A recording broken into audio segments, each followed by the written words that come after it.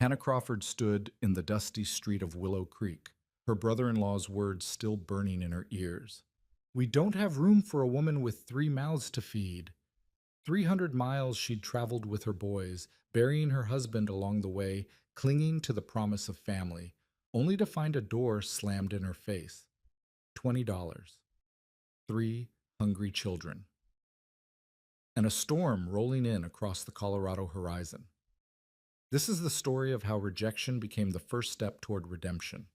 Stay with me until the end and comment what city you're watching from. I want to see how far this story travels. The wagon wheels had stopped turning 2 hours ago, but Hannah Crawford's hands still trembled with the memory of the rains. 300 miles of dust and sorrow had brought her here, to this ramshackle collection of buildings that folks called Willow Creek, Colorado. The year was 1879, and the frontier town looked exactly like Hope felt, weathered, worn, and barely holding together. She stood now in front of a 2-story building with peeling paint and crooked shutters, her 3 sons pressed against her skirts like birds seeking shelter before a storm. And indeed, a storm was coming. Hannah could feel it in the weight of the air, see it in the purple-black clouds gathering over the distant mountains. But the storm in her heart had arrived first. I said we don't have room. Thomas Crawford, her late husband's brother, stood in the doorway with his arms crossed over his barrel chest, his face set in lines of stone. Behind him, Hannah caught a glimpse of his wife, Martha, turning away, unwilling or unable to meet her eyes. Thomas, please. Hannah's voice cracked despite her determination to stay strong. We've come so far. The boys are exhausted, and I have nowhere else. Should have thought of that before you left Kansas. Thomas cut her off, his words sharp as a whip crack. James made his choices, and you made yours following him out here. Now he's dead, and that's not my burden to carry. Hannah felt her youngest son, 6-year-old Samuel, begin to cry softly against her leg. Her middle boy, 9-year-old Noah, stood rigid with the effort of being brave, and her eldest, 12-year-old Elijah, had his fists clenched so tight his knuckles had gone white. We won't be a burden, Hannah said, desperation creeping into her voice despite her best efforts. I can work, I can cook, clean, help with... We don't need help. Thomas's jaw worked like he was chewing on something bitter. And we sure as hell don't need 3 more mouths to feed. I've got my own family to think about. Times are hard enough without taking in every stray that comes begging. The word stray hit Hannah like a physical blow. She straightened her spine, pulling what remained of her dignity around her like a cloak. We're not strays, she said quietly. We're family. Family? Thomas let out a harsh laugh. James left 5 years ago against Pa's wishes, chasing some fool dream out west. Married you without so much as a letter home. Never sent word, never came back, never gave a damn about the family he left behind. Now you show up on my doorstep with your hand out, expecting what? That I'll welcome you with open arms because you share a name. Hannah's throat tightened. Everything he said was true, in a way. James had been headstrong, impulsive, always chasing the next opportunity over the horizon. She'd loved him for it once, that wild optimism, that unshakable belief that fortune was just 1 more mile down the road. But optimism didn't feed children, and belief didn't cure cholera. He died 3 weeks ago, Hannah said, her voice barely above a whisper. Outside of Pueblo. There was an outbreak. He made me promise to bring the boys here, to you. He said family would help. For just a moment, something flickered across Thomas's face. Regret, maybe, or grief for a brother he'd written off years ago. But it vanished as quickly as it came, replaced by that same stony resolve. Then he lied, Thomas said. Wouldn't be the first time. I'm sorry for your loss, Hannah, truly, but I've got Martha and 4 children of my own, a failing grain business, and creditors breathing down my neck. I can't take on 3 more dependents. You'll have to find your own way. With what? The words burst out of Hannah before she could stop them. I have $20 to my name, Thomas. $20 and 3 children and a wagon that's held together with hope and baling wire. The nearest town of any size is 40 miles from here. Where exactly am I supposed to go? Thomas's face hardened further, if that was possible. That's not my problem. You made your bed when you married my brother. Now you've got to lie in it. He started to close the door, then paused. There's a boarding house 2 streets over. Mrs. Henley might rent you a room if you ask nice. Beyond that, I can't help you. The door closed with a finality that echoed through Hannah's chest like a coffin lid. She stood there for a long moment, unable to move, unable to process what had just happened. The last fragile thread of hope she'd been clinging to had just been severed, and she was falling into a darkness that had no bottom. Mama? Samuel's small voice broke through her paralysis. Are we staying with Uncle Thomas? Hannah looked down at her baby boy's upturned face, streaked with tears and dust from the long journey. How could she tell him? How could she explain that family sometimes meant nothing more than shared blood, and that blood could run cold as a mountain stream? No, sweetheart, she managed, forcing her voice to stay steady. We're going to find somewhere else to stay. I don't like Uncle Thomas, Samuel said with the brutal honesty of childhood. He's mean. He's scared, Hannah found herself saying, though she wasn't sure why she was defending him. Sometimes scared people do mean things. Can we eat soon? Noah asked, always practical. I'm powerful hungry. Hannah's heart clenched. When had they last eaten? Yesterday morning, the last of the bread and salt pork she'd rationed so carefully. She'd given most of her portion to the boys, as she'd been doing for days. Soon, she promised, though she had no idea how she'd keep that promise. Elijah hadn't spoken. He stood slightly apart from his brothers, staring at the closed door with an expression that was far too old for his 12 years. Hannah recognized it because she felt it in her own chest: betrayal, anger, and beneath it all, a bone-deep weariness that came from hoping and losing, until hope itself became a burden too heavy to carry. Come on, Hannah said, taking Samuel's hand and guiding her boys back toward the wagon. Let's see about that boarding house. But as they walked back down the street, Hannah felt the eyes of the town on them. Women in doorways whispered behind their hands. Men on the boardwalk found sudden reason to study their boots. A few children pointed until their mothers shushed them. By now, everyone in this small town knew who she was and what had just happened. News traveled fast in places like this, and shame traveled faster. The boarding house, when they found it, was a sagging 2-story structure that looked like it had been weathered by 1,000 storms and had finally decided to surrender. A hand-painted sign hung crooked over the door. Henley's rooms, clean beds, fair prices, no drunks. Hannah tied the horses, 2 spavined mares that James had traded for in their final days together, to the hitching post and climbed the steps. The boards groaned under her weight, and she wondered absently if the whole structure might simply collapse beneath her, saving her the trouble of figuring out what came next. She knocked, waited, knocked again. The door opened to reveal a woman who might have been 50 or might have been 70, with iron gray hair pulled back in a severe bun and eyes that had the sharp, assessing quality of someone who'd learned to judge character quickly and accurately. Mrs. Henley? Hannah asked. Depends on who's asking and what they want. Hannah drew a breath. My name is Hannah Crawford. I have 3 sons, and we need a room, just for a few days until I can figure out. Heard about you already, Mrs. Henley interrupted. Widow woman, traveling alone, just got turned away by Thomas Crawford. Her mouth twisted. That man's got a heart like a dried-up well. Don't know how Martha stands him. Hope flickered weakly in Hannah's chest. Then, you'll rent us a room? Mrs. Henley's expression softened slightly. How much money you got? Hannah hesitated, then decided on honesty. $20. $20. Mrs. Henley repeated the words like they were a diagnosis of some terminal illness. And how long you think $20 is going to last, feeding 3 growing boys and keeping a roof over your heads? I'll find work, Hannah said quickly. I can cook, clean, sew. I used to teach school back in Kansas. I'm not afraid of hard work, Mrs. Henley. I just need a chance. The older woman studied her for a long moment, and Hannah felt like she was being measured against some invisible standard weighed and found wanting.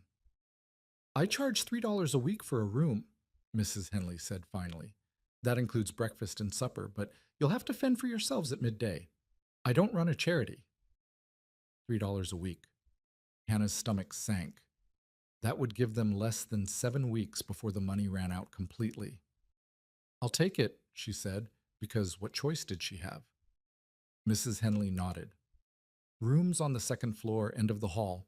Shared privy out back, no cooking in the rooms, and I lock the front door at 9 o'clock sharp.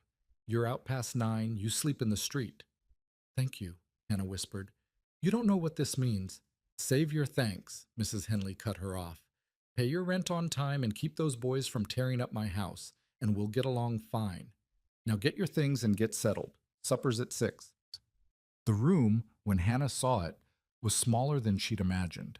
A narrow space with 2 beds, a washstand, and a single window that looked out over the alley. But it was clean, and it was shelter, and for now, that had to be enough. The boys immediately claimed one bed, flopping down on it with groans of relief. Elijah lay on his back staring at the ceiling. Noah curled on his side. Samuel, exhausted beyond measure, was asleep almost instantly. Hannah sat on the edge of the other bed and allowed herself, for the first time since Thomas had closed his door, to feel the full weight of her situation.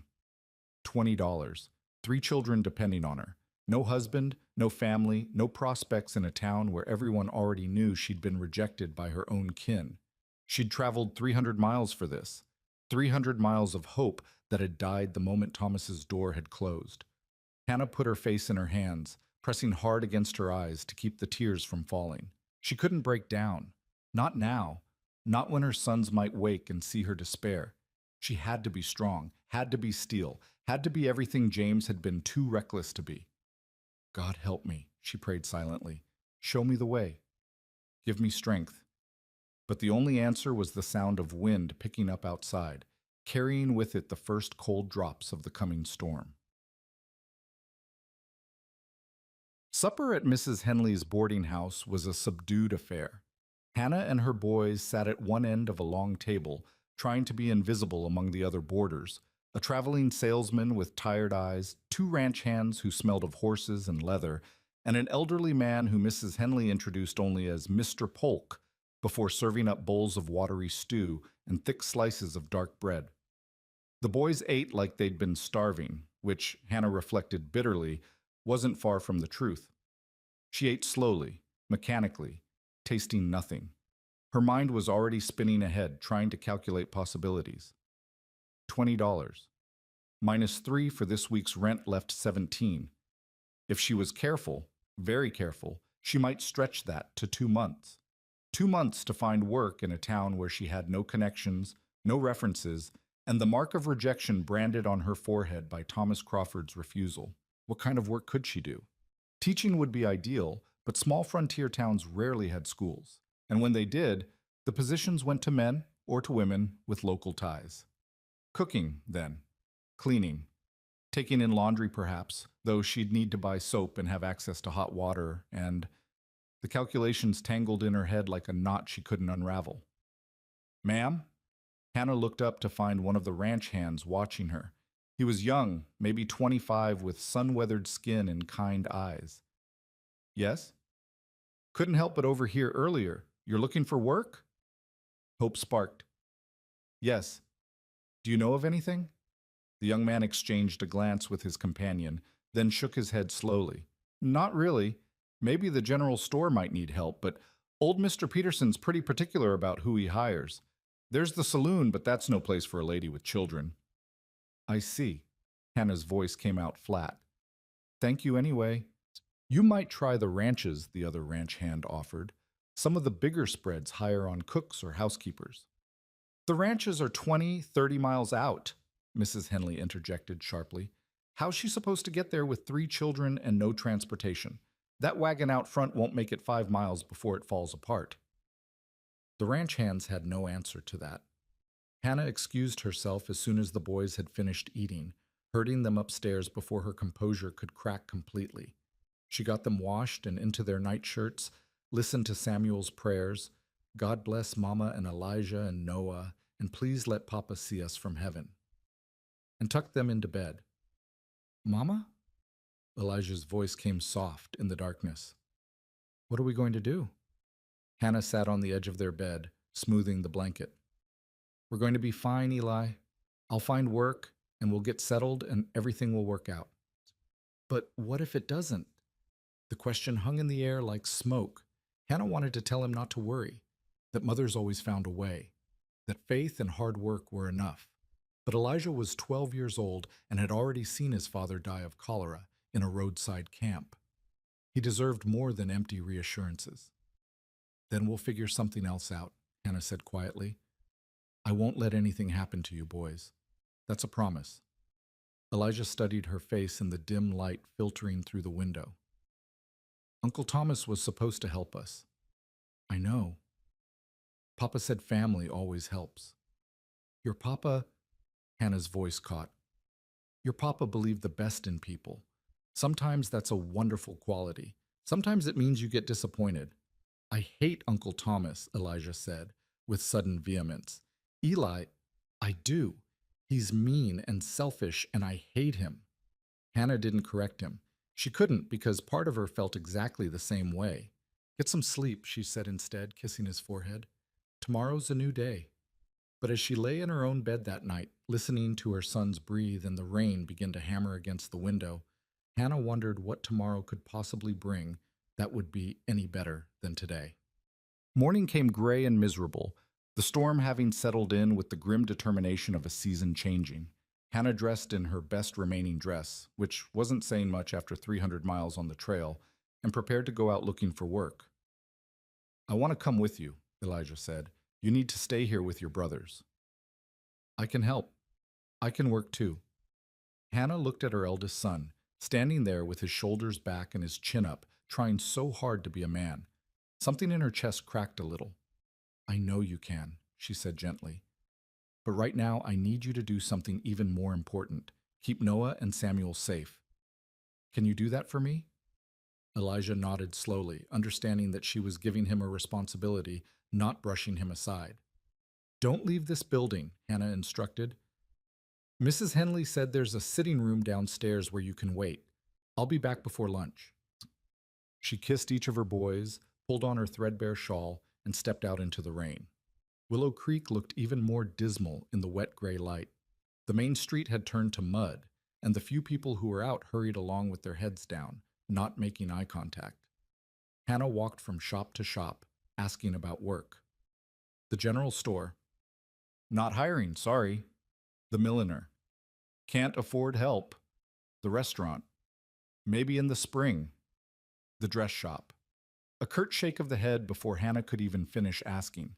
By noon, she was soaked through, exhausted, and no closer to finding employment than she'd been at dawn. She trudged back to the boarding house, trying to figure out what to try next. The boys were waiting in the sitting room, and their faces lit up when they saw her. Did you find work? Noah asked eagerly. Not yet, Hannah said, forcing a smile. But I'll keep looking. She changed into dry clothes and divided the last of the bread and cheese she'd brought with them, trying not to think about what would happen when that ran out. The boys ate hungrily, and she nibbled at her portion while mentally counting the coins in her purse. $19.65. Already, the money was shrinking. That afternoon, desperate now, Hannah ventured to the saloon, not to ask for work there, but to inquire about any ranches that might be hiring. The bartender, a grizzled man with gray stubble, looked her up and down with obvious skepticism. Most ranches hire their crews in the spring, he said, and they don't generally take on women with kids. No offense, ma'am, but ranch work is hard and dangerous. Nobody wants to worry about children underfoot. I'm not looking for ranch work, Hannah said, struggling to keep her voice level. I'm a cook. I can keep house. Surely someone needs... Circle B could use someone, the bartender interrupted. Dawson Baxter's housekeeper quit last month, but that's 30 miles west, and Baxter's particular about who he brings onto his place. You'd have to go out there and ask him yourself. 30 miles. With a wagon that was falling apart and horses that were barely fit to pull it. Thank you, Hannah said quietly, and left before her humiliation could become complete. She returned to the boarding house to find Mrs. Henley waiting for her in the front hall. There was a man here looking for you, the older woman said. Thomas Crawford. Hannah's heart sank. What did he want? Didn't say. Just asked if you were here and said he'd be back. Mrs. Henley's expression was unreadable. He looked troubled. Troubled. Hannah almost laughed at the word. Thomas had turned her away without a second thought. What could he possibly be troubled about now? She didn't have long to wonder. Less than an hour later, there was a knock on her door. Hannah? Thomas's voice came through the wood. Can we talk? She almost didn't answer. Almost let him stand out there in the hall, feeling a fraction of the rejection she'd felt on his doorstep.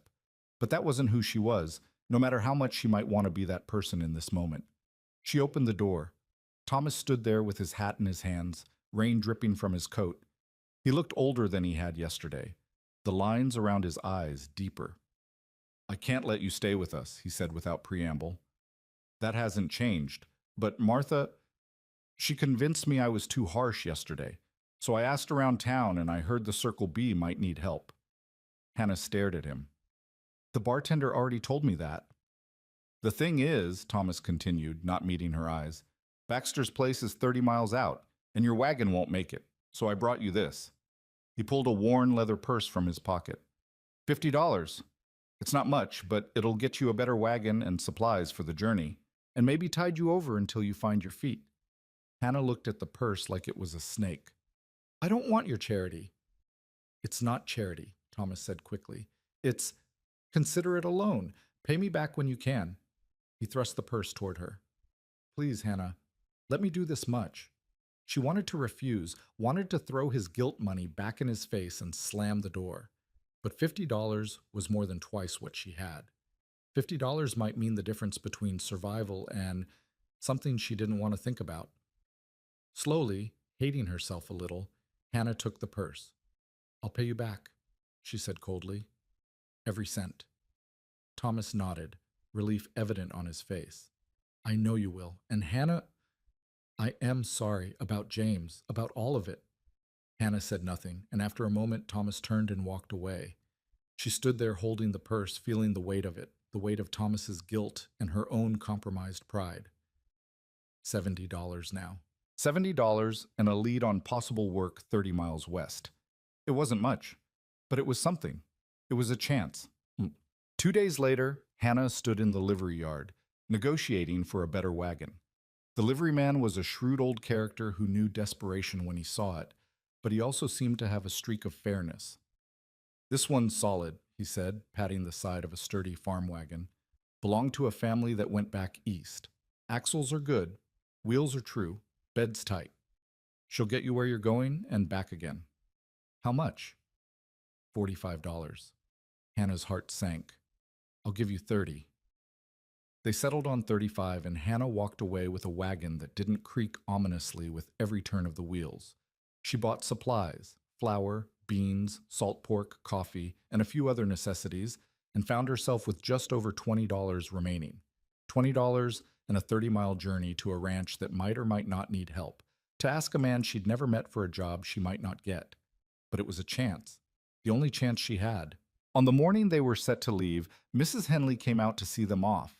She pressed a basket into Hannah's hands, bread, cheese, some apples, and a jar of preserves. For the journey, the older woman said gruffly. And Hannah? That Baxter fellow. He's supposed to be a decent man. Fair employer, treats his people right. You could do worse. Thank you, Hannah said, and meant it. For everything. You pay your debts and raise those boys right, Mrs. Henley replied. That'll be thanks enough. Hannah climbed onto the wagon seat. Her sons settled in the back with their few possessions and took up the reins. As they rolled out of Willow Creek, she didn't look back at her brother-in-law's house. Didn't look back at the town that had offered her nothing but rejection and grudging assistance.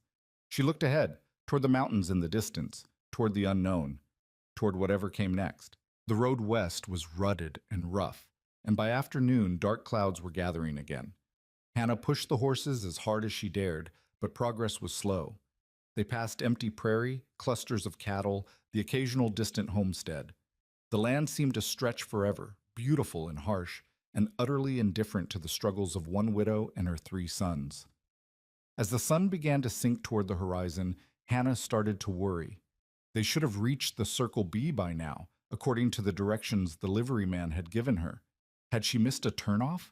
Taken a wrong fork in the road? Mama, look! Noah pointed ahead. Hannah squinted through the gathering dusk and saw it, a gate made of rough-hewn logs. with a sign overhead bearing the brand Circle B. Relief flooded through her. She guided the wagon through the gate and up a long drive that curved through rolling hills dotted with cattle. And then as they crested a rise, she saw it. A sprawling ranch house with a wide porch, surrounded by barns and corrals and outbuildings. Smoke rose from the chimney, lanterns glowed in the windows. It looked like civilization. It looked like hope. Hannah urged the tired horses forward, her heart hammering against her ribs. This was it. This was the moment that would determine everything. As they approached the house, a figure emerged from the barn. A tall man in a worn coat and a dusty hat, moving with the economical grace of someone who spent his life on horseback. Hannah pulled the wagon to a stop and climbed down on legs that shook with exhaustion and nerves. The man approached, and in the fading light, she got her first clear look at Dawson Baxter. He was older than she'd expected, maybe 45, with a weathered face that spoke of years in the sun and wind. His eyes were gray-blue, assessing but not unkind. He moved like someone who was comfortable in his own skin, unhurried and sure. "Can I help you, ma'am?" His voice was deep, quiet, the accent pure Colorado with a hint of something southern underneath. Hannah drew herself up, trying to project confidence she didn't feel. "My name is Hannah Crawford. I'm looking for work.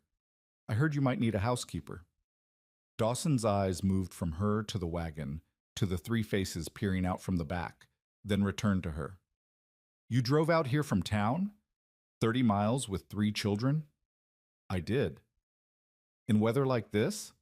He gestured at the darkening sky, where lightning was beginning to flicker. "I didn't have much choice," Hannah said simply. Dawson studied her for a long moment, and Hannah felt like he was seeing far more than she wanted to show.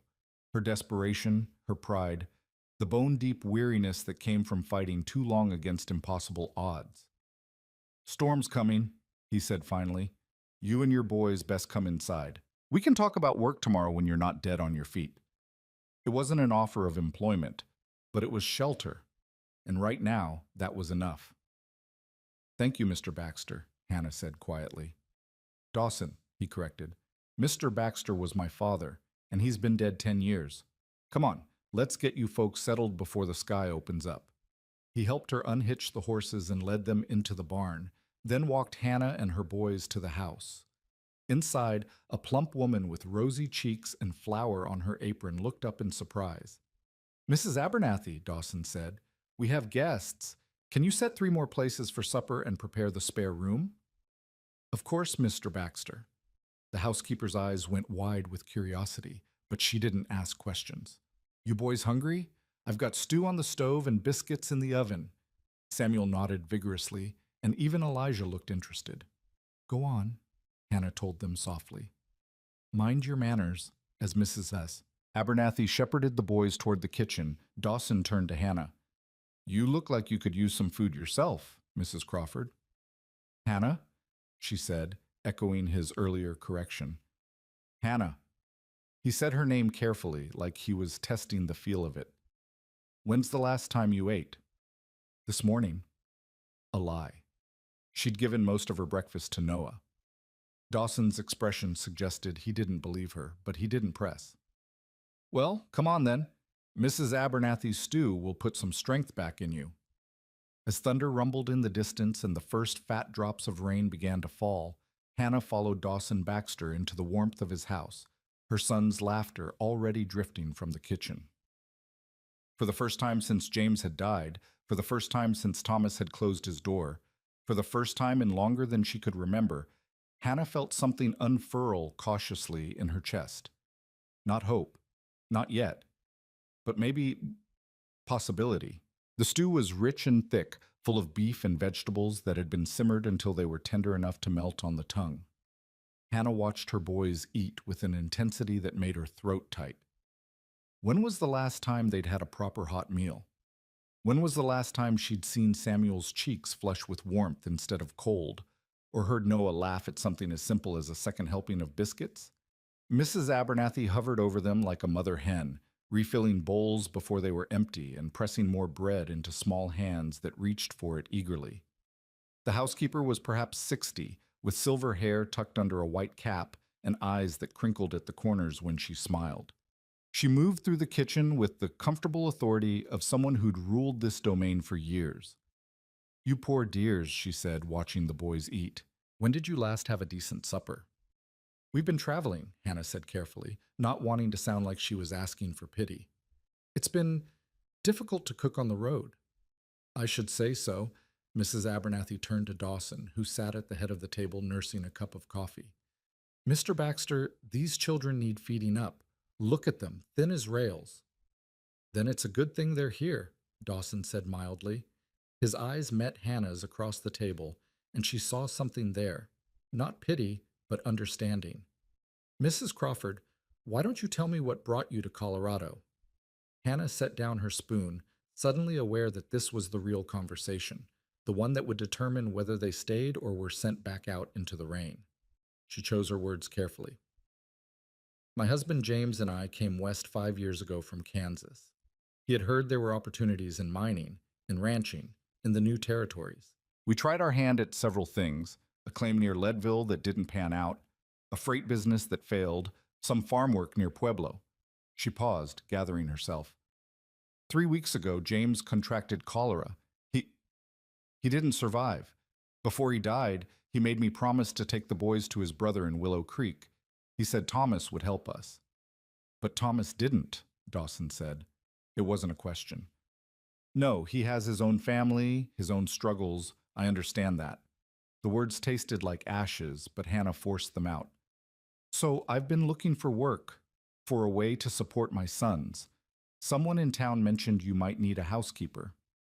Dawson glanced at Mrs. Abernathy, who was suddenly very busy wiping down the counter. "My housekeeper quit last month, said the isolation was too much for her. She wanted to be closer to town, closer to, well, to prospects, I suppose." She wasn't wrong. This ranch is 30 miles from Willow Creek, and we don't make the trip often. Winters can be harsh. It's lonely out here. "I'm not afraid of loneliness," Hannah said quietly, "and I'm not afraid of hard work." "What kind of work have you done?" "I taught school in Kansas before I married. Since then, I've cooked, cleaned, taken in laundry, helped with farm work, kept books for my husband's freight business." Hannah lifted her chin. "I'm not particular about the type of work, Mr. Baxter. I just need honest employment and a place for my boys to sleep safe." Dawson took a long sip of his coffee, his expression thoughtful. Outside, the storm had arrived in full force, rain hammering against the windows and wind howling around the eaves. It seemed to emphasize her point.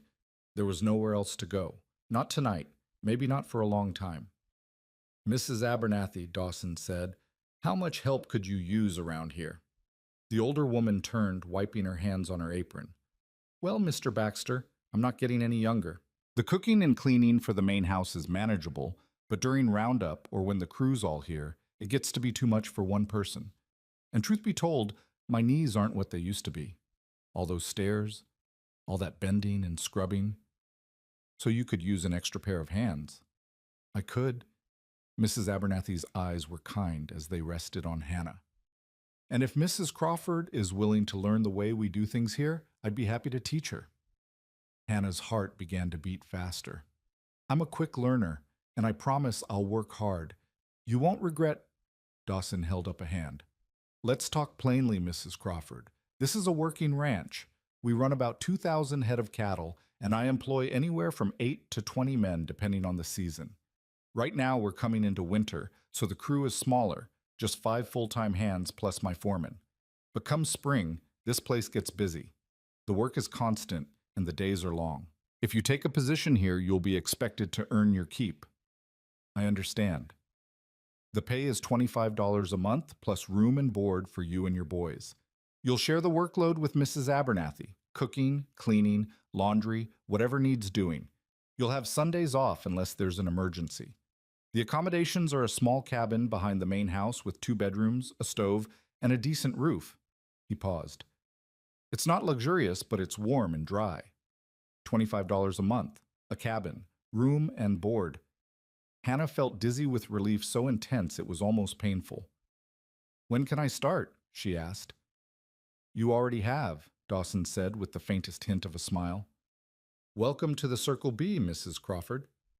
Hannah's vision blurred with tears she refused to let fall. Thank you. You won't regret this, I swear to you. Don't thank me yet, Dawson interrupted, but his tone was gentle. You might hate it here by next week. Ranch life isn't easy, especially for someone not used to it. I won't hate it, Hannah said with absolute certainty. And I won't let you down. Dawson studied her for a moment longer, then nodded. All right then. Mrs. Abernathy, why don't you show Mrs. Crawford and her boys to the cabin? They look about ready to drop. The cabin was small but sturdy, built of logs chinked with clay and moss. The main room held a cast iron stove, a rough-hewn table with two chairs, and a worn but comfortable-looking sofa. Two doors led to small bedrooms, each with a simple bed and a chest of drawers. Someone, Mrs. Abernathy, Hannah guessed, had already started a fire in the stove, and the space was blessedly warm. It's not much, Mrs. Abernathy said, lighting a lamp, but it's yours. There's linens in the chest, firewood stacked outside, and the privy is just beyond that stand of trees. Water pump is between here and the main house. It's perfect, Hannah said, and meant it. After weeks of sleeping in the wagon or in cramped boarding house rooms, this felt like a palace. Get some rest tonight, Mrs. Abernathy advised. Tomorrow I'll show you the ropes. Breakfast is at 5:30 for the hands, 6 for Mr. Baxter. We'll start you off slow until you learn the routine. After the housekeeper left, Hannah got her boys settled into one bedroom while she took the other. Samuel fell asleep almost instantly, but Elijah lay awake staring at the ceiling. Mama, he whispered, are we really staying?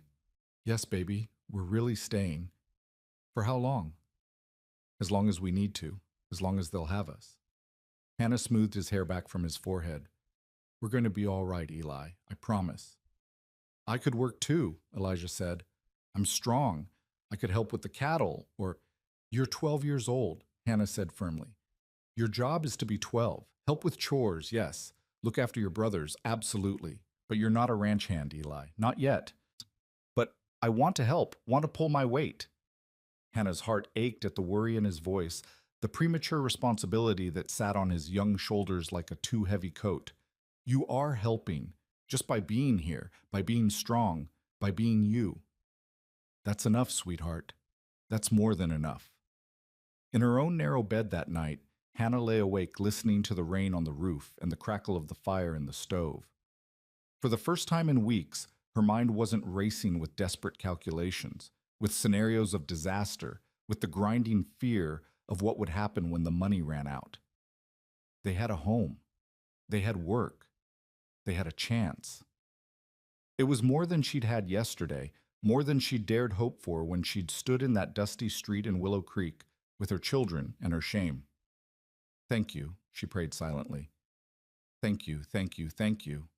Morning came cold and clear, the storm having blown itself out during the night.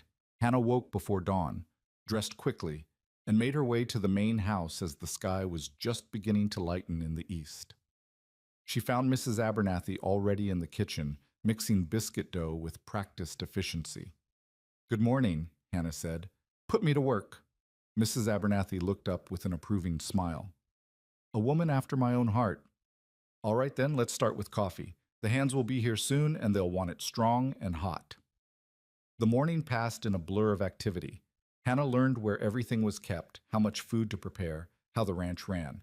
The hands came in for breakfast at 5:30 as promised. 5 weathered men who tipped their hats to her politely and ate with the single-minded focus of people who had a long day ahead of them. Dawson came in at 6, exchanged a few words with his foreman about the day's work, and ate his breakfast quickly and neatly. He nodded to Hannah as he left. Good biscuits, Mrs. Crawford. Better than Mrs. Abernathy's, though don't tell her I said so. I heard that, Mr. Baxter, Mrs. Abernathy called from the pantry, and Dawson's laugh floated back as the door closed behind him. After breakfast came the dishes, then the cleaning, then preparations for the midday meal. Mrs. Abernathy taught Hannah the routines, the preferences, the unspoken rules of running a ranch house. The older woman was patient but exacting, and Hannah found herself working harder than she had in years. It felt good. It felt purposeful. Around mid-morning, she went back to the cabin to check on her boys and found them awake but uncertain about what to do with themselves. Can we explore? Noah asked eagerly. Hannah hesitated. The ranch was safe, wasn't it? But there were horses, cattle, equipment. Stay away from the corrals and the barn unless Mr. Baxter says it's all right, she told them. And don't go far. Stay where I can see the cabin from the house. Yes, Mama, they chorused and tumbled outside into the weak winter sunshine. Hannah watched them go, feeling the old familiar tug of worry. But she couldn't keep them wrapped in cotton, couldn't protect them from every possible harm. They were boys. They needed to run, to explore, to be something other than refugees fleeing from one temporary haven to another. She returned to the main house and threw herself back into work. By the time the sun was high in the sky, Hannah had helped prepare and serve lunch, cleaned the dining room, and started on a mountain of laundry that Mrs. Abernathy had been putting off. Her back ached, her hands were red from hot water, and she was more tired than she'd been after the 30-mile wagon journey.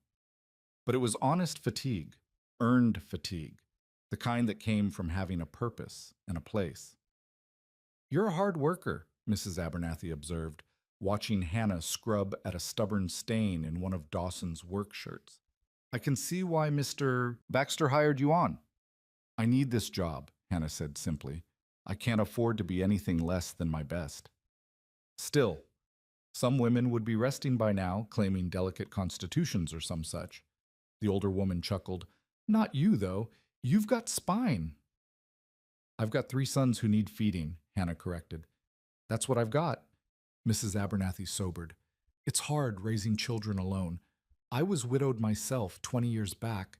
My man was trampled by a spooked horse, left me with 2 girls to raise and no money to speak of. I know what it's like to scratch and scrape and wonder where the next meal's coming from.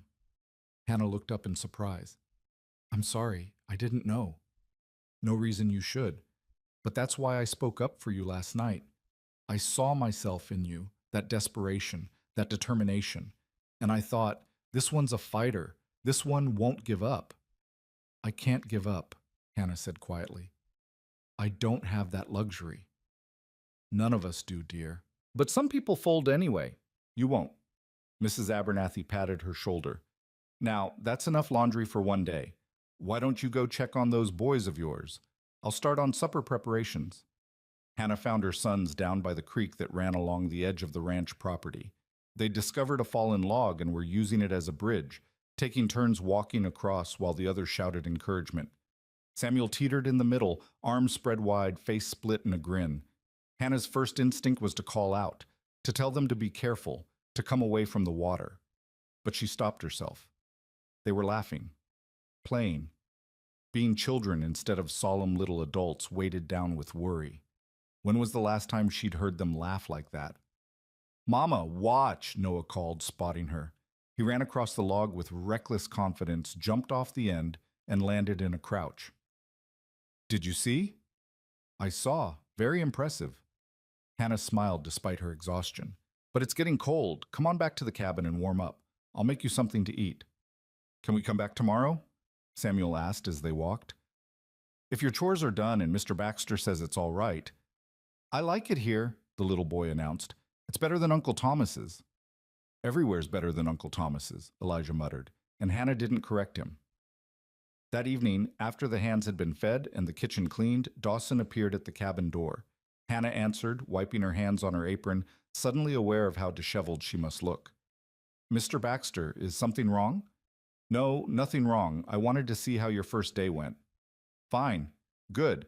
Mrs. Abernathy has been very patient with me. Dawson nodded. She's good people. Been with me for 8 years now. I don't know what I'd do without her. He hesitated, then continued. I also wanted to talk to you about your boys. Hannah's stomach tightened. Have they been causing trouble? I told them to stay out of the way. No trouble, Dawson interrupted. The opposite, actually. My foreman mentioned that your oldest was watching the men work the horses this afternoon. Said the boy has a good eye, asks smart questions. Elijah wants to help, Hannah said carefully. But I told him he's too young for ranch work. He is, Dawson agreed, but that doesn't mean he can't learn. If you're amenable, I could have one of my hands teach him some basics, how to handle horses, men tack, that sort of thing. Nothing dangerous, just enough to keep him occupied and feeling useful. Hannah felt a rush of gratitude so intense it nearly brought tears to her eyes. That's that's very kind of you, Mr. Baxter. Dawson, he reminded her. And it's not kindness. A 12-year-old boy with nothing to do gets into mischief. Better to give him something productive. His expression softened. Besides, I know what it's like to grow up without a father. If I can help ease that burden a little, I will. Your father died when you were young? Died when I was 17. Old enough to take over the ranch, barely. But my uncles helped, taught me what I needed to know. Dawson's gaze drifted toward the darkening hills. Family's important, and when blood family won't step up, sometimes you have to make your own. Hannah understood he was talking about Thomas, about her rejection in Willow Creek. The kindness of it, the quiet understanding, made her chest tight. Thank you, she said softly, for all of this, for giving us a chance. You're earning your keep, Mrs. Crawford. No thanks necessary. He tipped his hat. Get some rest. Tomorrow'll come early. As the days turned into weeks, Hannah settled into the rhythm of ranch life. She rose before dawn, helped Mrs. Abernathy prepare breakfast, spent her days cooking and cleaning and managing the endless tasks that kept a household running. Her hands became calloused, her back grew stronger, and the constant knot of anxiety in her stomach began to loosen. The boys thrived. Elijah spent his afternoons learning from a patient ranch hand named Charlie, who taught him how to curry horses and clean stalls and repair bridles. Noah discovered a talent for collecting eggs from the chicken coop and feeding the ranch dogs. And Samuel, too young for chores, simply ran wild in the way small boys should, his laughter ringing across the yard. Hannah watched them transform, saw color return to their cheeks, saw them grow bold and confident instead of frightened and small. It was like watching plants that had been kept in the dark finally reach toward the sun. And slowly, cautiously, Hannah began to transform too. She learned the names of all the hands, Charlie, Miguel, Tom, Red, and a quiet young man named Jesse who blushed whenever she spoke to him. She learned which men liked their coffee strong and which preferred it with extra sugar. She learned how to cook for a crew of hungry cowboys, how to stretch supplies when provisions ran low, how to time the bread so it came out of the oven just as the men were sitting down to eat.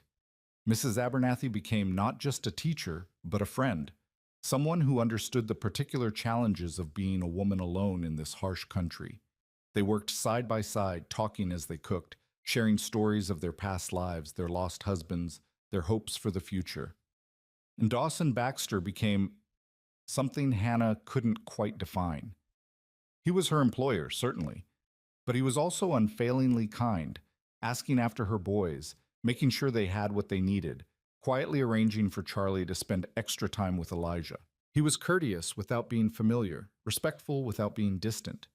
Hannah found herself noticing things about him. The way he spoke to his men with respect, never raising his voice but commanding absolute loyalty. The way he sat on the porch some evenings after supper, smoking his pipe and watching the sunset paint the mountains gold and purple. The way his rare smiles transformed his weathered face, making him look younger, less burdened. She noticed and told herself it didn't matter. He was her employer. She was his housekeeper. That was all. But one evening in late November, something shifted. Hannah was in the kitchen finishing the last of the supper dishes when Dawson came in through the back door. This was unusual. He normally spent his evenings in his study or out checking the stock. "Mrs. Crawford," he said, "do you have a moment?" Hannah dried her hands and turned to face him. "Of course. Is something wrong?" "No, nothing wrong. I wanted to—" He seemed uncharacteristically uncertain, his hat turning in his hands. "I learned something today about your background. Mrs. Abernathy mentioned you used to teach school." "I did, in Kansas, before I married." "How long did you teach?" 4 years. Why do you ask?" Dawson set his hat on the table and met her eyes directly. "The children on this ranch, the Hands kids and the families on the neighboring spreads, they don't have access to education. The nearest school is in Willow Creek, and that's too far for most to travel, especially in winter. I've been thinking about opening a small schoolhouse here on the ranch, just for the local children. But I'd need a teacher." Hannah's heart began to race. "You want me to teach?" "If you're willing. It wouldn't be every day, maybe 3 or 4 days a week, depending on how many students we get. You'd still help Mrs. Abernathy as needed, but teaching would become your primary responsibility. He paused. The pay would increase to $35 a month. Hannah stared at him, unable to speak. Teaching. Her teaching again. Doing something she loved, something that mattered, something more than just scrubbing floors and doing laundry. I don't know what to say, she whispered. Say yes, Dawson said with one of his rare smiles. Say you'll give these children a chance at education. God knows they need it. Yes. The word came out fierce and certain. Yes, absolutely yes. Good. Dawson picked up his hat. There's an old building near the south pasture. Used to be a bunkhouse before we built the new one. It needs some fixing up, but I think it could be made into a decent schoolroom. I'll have the men start working on it next week. Thank you, Mr. Baxter. Dawson, thank you so much. He nodded, but there was something in his expression, a warmth and approval, that made Hannah's cheeks flush. You're welcome. I have a feeling you're going to be an excellent teacher. After he left, Hannah stood alone in the kitchen, her hands trembling with excitement. A teacher again. A real position, a real purpose beyond mere survival. She wanted to laugh, to cry, to run and tell her boys. Instead, she pressed her hands to her chest and took a deep breath, letting the joy of it sink in. Thank you, she prayed again. Thank you for this man, for this chance, for this life we're building. The schoolhouse took shape over the following weeks. The men repaired the roof, installed new windows, built desks and benches from rough lumber. Hannah helped where she could and watched in amazement as the empty building transformed into a proper school. Dawson spread word to the neighboring ranches, and by the first week of December, Hannah had 8 students registered, ranging from 5 years old to 13, including her own boys. She spent her evenings preparing lessons, organizing supplies that Dawson had ordered from Denver, trying to remember everything she'd learned during her teaching years.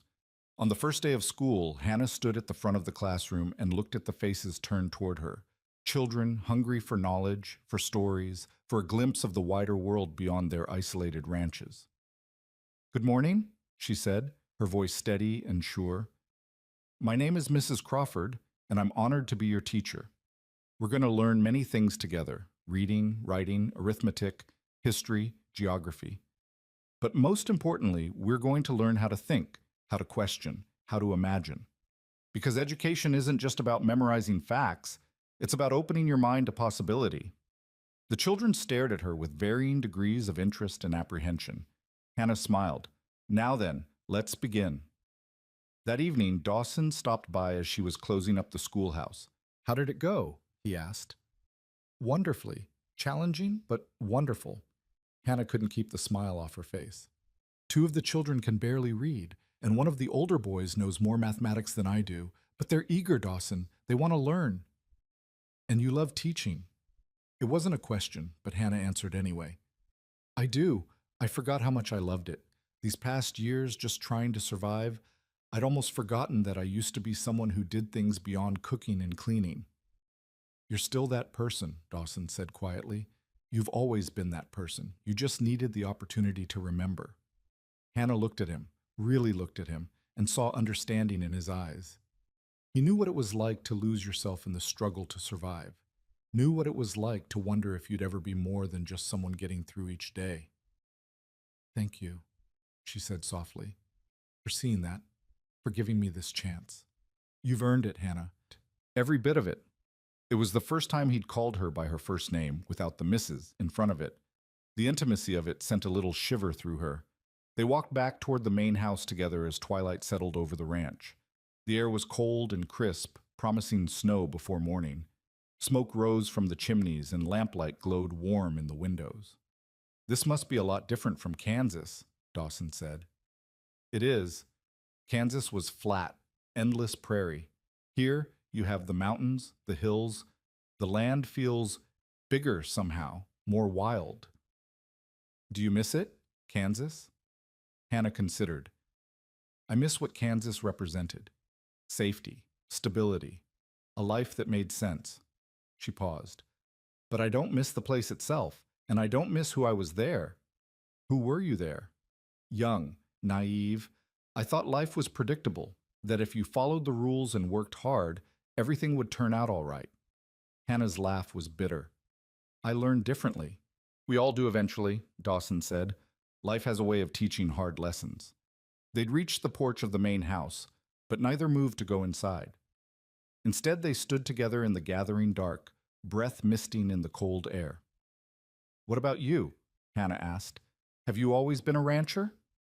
Born to it. My father built this place from nothing, and I inherited it when he died. For a while I thought about leaving, seeing what else was out there. But this land, he gestured at the darkening hills.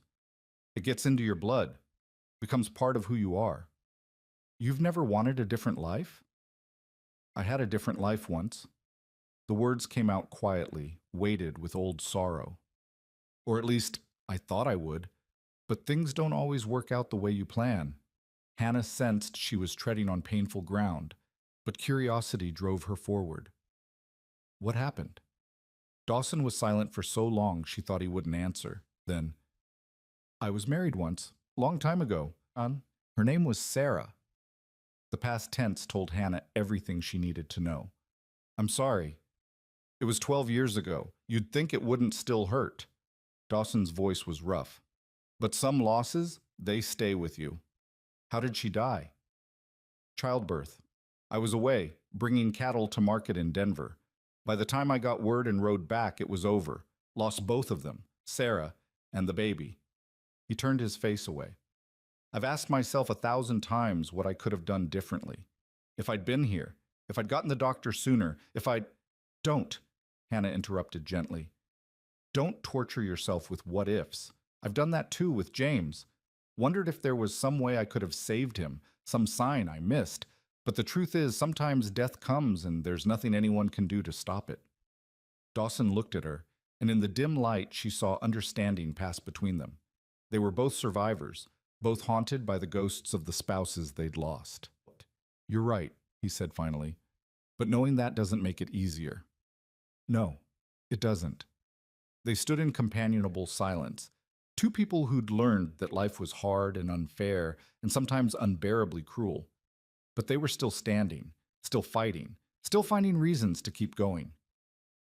Thank you for telling me, Hannah said. Thank you for listening. Dawson's expression softened. It's been a long time since I talked about Sarah. Most people around here either don't know or pretend they don't. Sometimes talking helps. Sometimes it doesn't. But either way, it's good to know you're not alone in your grief. No, Dawson agreed. We're not alone.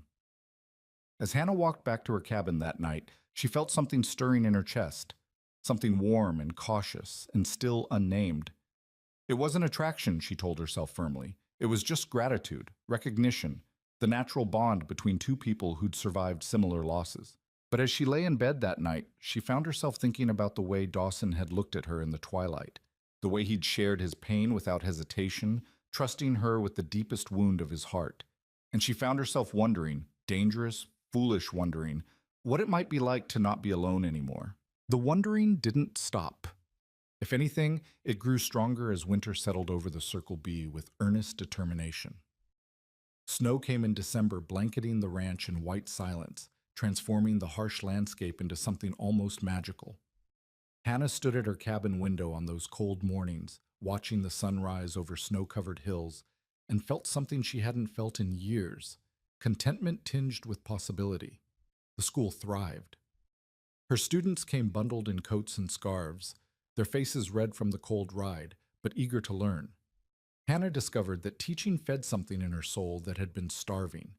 Each small victory, a struggling reader finally sounding out a whole sentence, a shy child raising their hand to answer a question, even her own Samuel proudly writing his name without help, felt like proof that she was more than just a survivor. She was building something, contributing something, mattering. And through it all, there was Dawson. He checked on the school regularly, always with some practical excuse, bringing more firewood, delivering new books he'd ordered from Denver, asking if the stove was heating properly. But Hannah noticed the way he'd linger, watching her teach with an expression she couldn't quite read.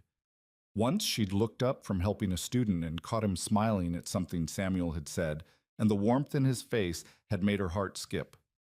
"You're good with them," he'd said afterward as the children bundled up to head home. "Natural teacher." "They make it easy," Hannah replied. "Children want to learn. They're hungry for it. All you have to do is show them the way. Still, not everyone has the patience for it. Or the gift." Dawson had picked up one of the primers, thumbing through it. "My own education was spotty. Father needed me working more than he needed me reading. I can manage the basics, but anything beyond that..." He'd shrugged. "I regret that sometimes, wondering what I might have understood about the world if I'd had more schooling." "It's never too late to learn," Hannah had said impulsively. "If you wanted, I could..." She'd stopped, suddenly aware of how forward that sounded. But Dawson had looked at her with interest. "Could what?" "Nothing. It's presumptuous of me to..." "Hannah." His voice had been gentle but firm. "Say what you were going to say." "I was going to offer to lend you books. Or if you wanted to improve your reading, I could help." The words had come out in a rush. "But you're a busy man, and I'm already employed by you, and it would be awkward..." "I'd like that," Dawson had interrupted. "The books, I mean. And if you wouldn't mind occasionally talking about what I'm reading, I'd appreciate that too. Been a long time since I had someone to discuss ideas with." So began a new routine. Every week or so, Hannah would lend Dawson a book from the small collection she'd accumulated. And every Sunday evening, after supper was finished and the ranch had settled into its weekly rest, Dawson would come to the schoolhouse where Hannah would be preparing lessons for the week ahead. They'd talk about what he'd read, sometimes for just a few minutes, sometimes for an hour or more. Those conversations became the highlight of Hannah's week, though she tried not to examine too closely why that might be. One Sunday in January, Dawson arrived at the schoolhouse carrying a leather-bound volume Hannah didn't recognize. "Brought you something," he said, almost shyly. "Ordered it from Denver. Thought you might enjoy it." Hannah took the book with trembling hands. The leather was buttery soft, clearly expensive. She opened it to reveal gilt-edged pages and elegant typography. Tennyson, a complete collection of his poetry. "Dawson, I can't accept this," she whispered. "It's too much." "It's not too much. You've given my ranch something invaluable, education for the children, purpose for yourself, and..." He paused, seeming to struggle for words. "And you've reminded me what it's like to think about something beyond cattle and weather and profit margins. That's worth more than a book." Hannah ran her fingers over the embossed cover, overwhelmed. No one had given her something so thoughtful, so personal, in longer than she could remember. James had been many things, but attentive to her interests wasn't one of them. "Thank you," she managed. "I'll treasure it." "There's something else I wanted to ask you." Dawson removed his hat, turning it in his hands in that way he did when he was nervous. "I wanted to ask if it would be all right if I..." He stopped, frustrated with himself. Hannah's heart began to beat faster. "If you what?" "If I might court you," Dawson said finally, the words coming out in a rush. "When you're ready. If you're ever ready. I know it hasn't been long since your husband passed, and I'm not asking for an answer now. I just wanted you to know my intentions, so you can think about it. No pressure, no expectations. Just when you're ready." The world seemed to tilt sideways. Hannah stared at him, at this good man who'd given her shelter and employment and kindness, who was now standing before her with his heart in his hands, and she didn't know what to say. She struggled to form words. "I don't know what to say." "You don't have to say anything yet," Dawson said quickly. "Take your time. Think about it. I'm not going anywhere." "Why?" The question burst out before Hannah could stop it.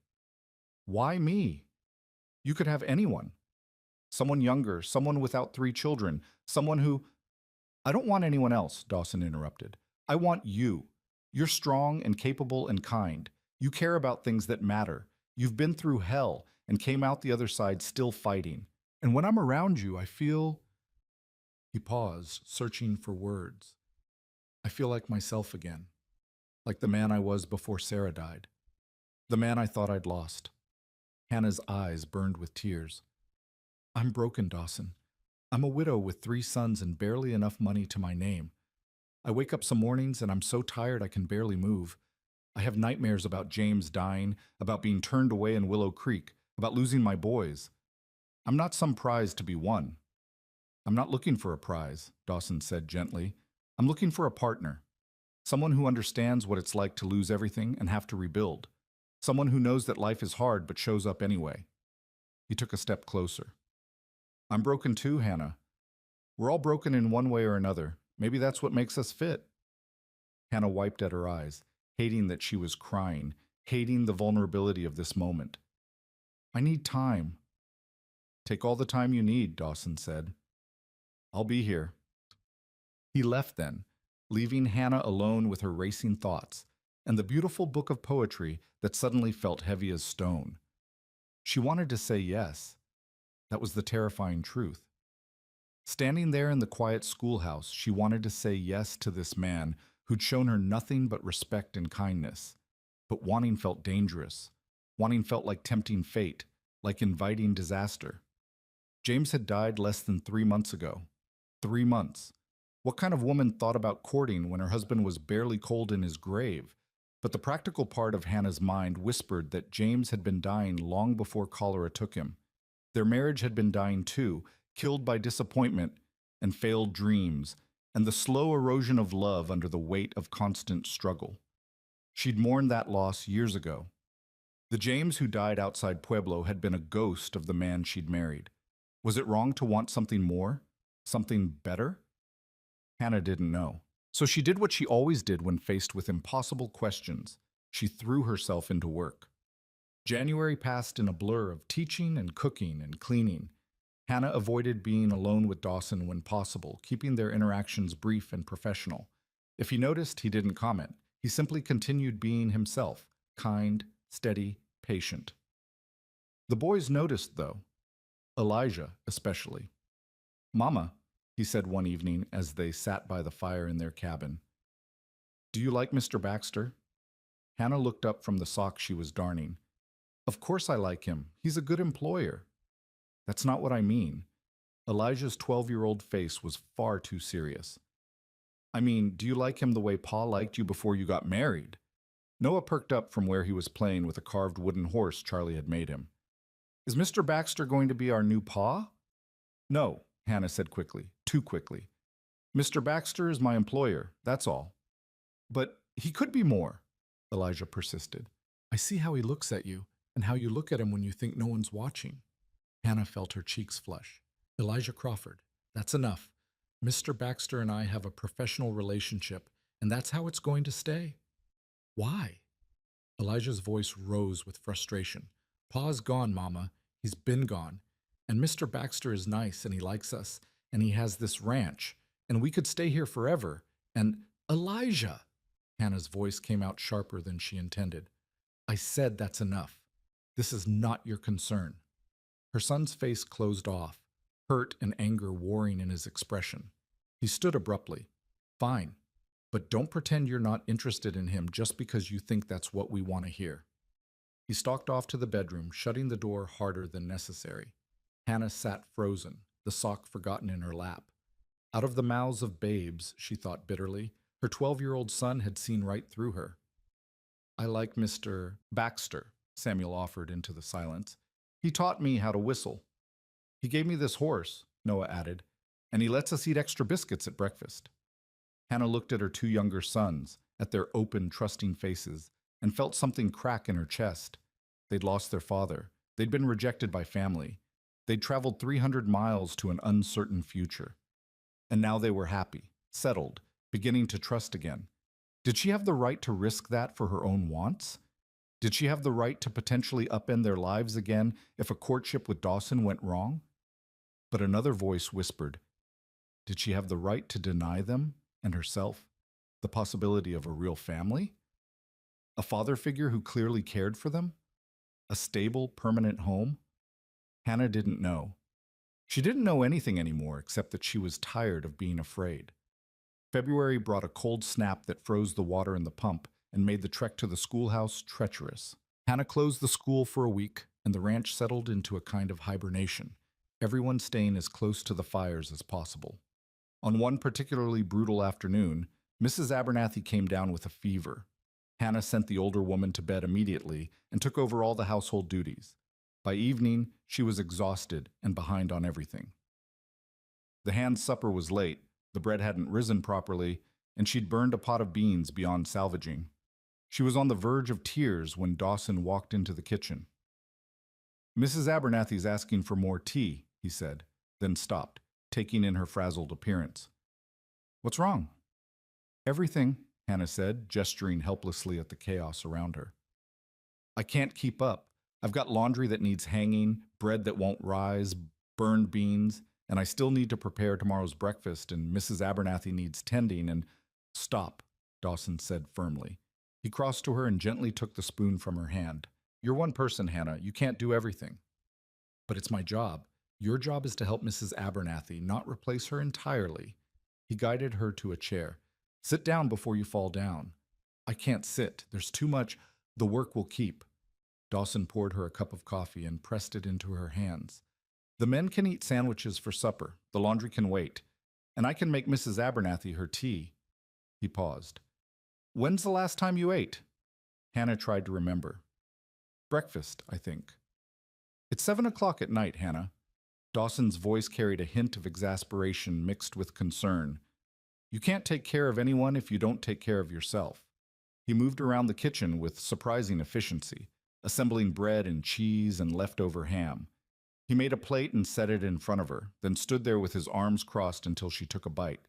The food hit her empty stomach like a benediction. Hannah hadn't realized how hungry she was until she started eating.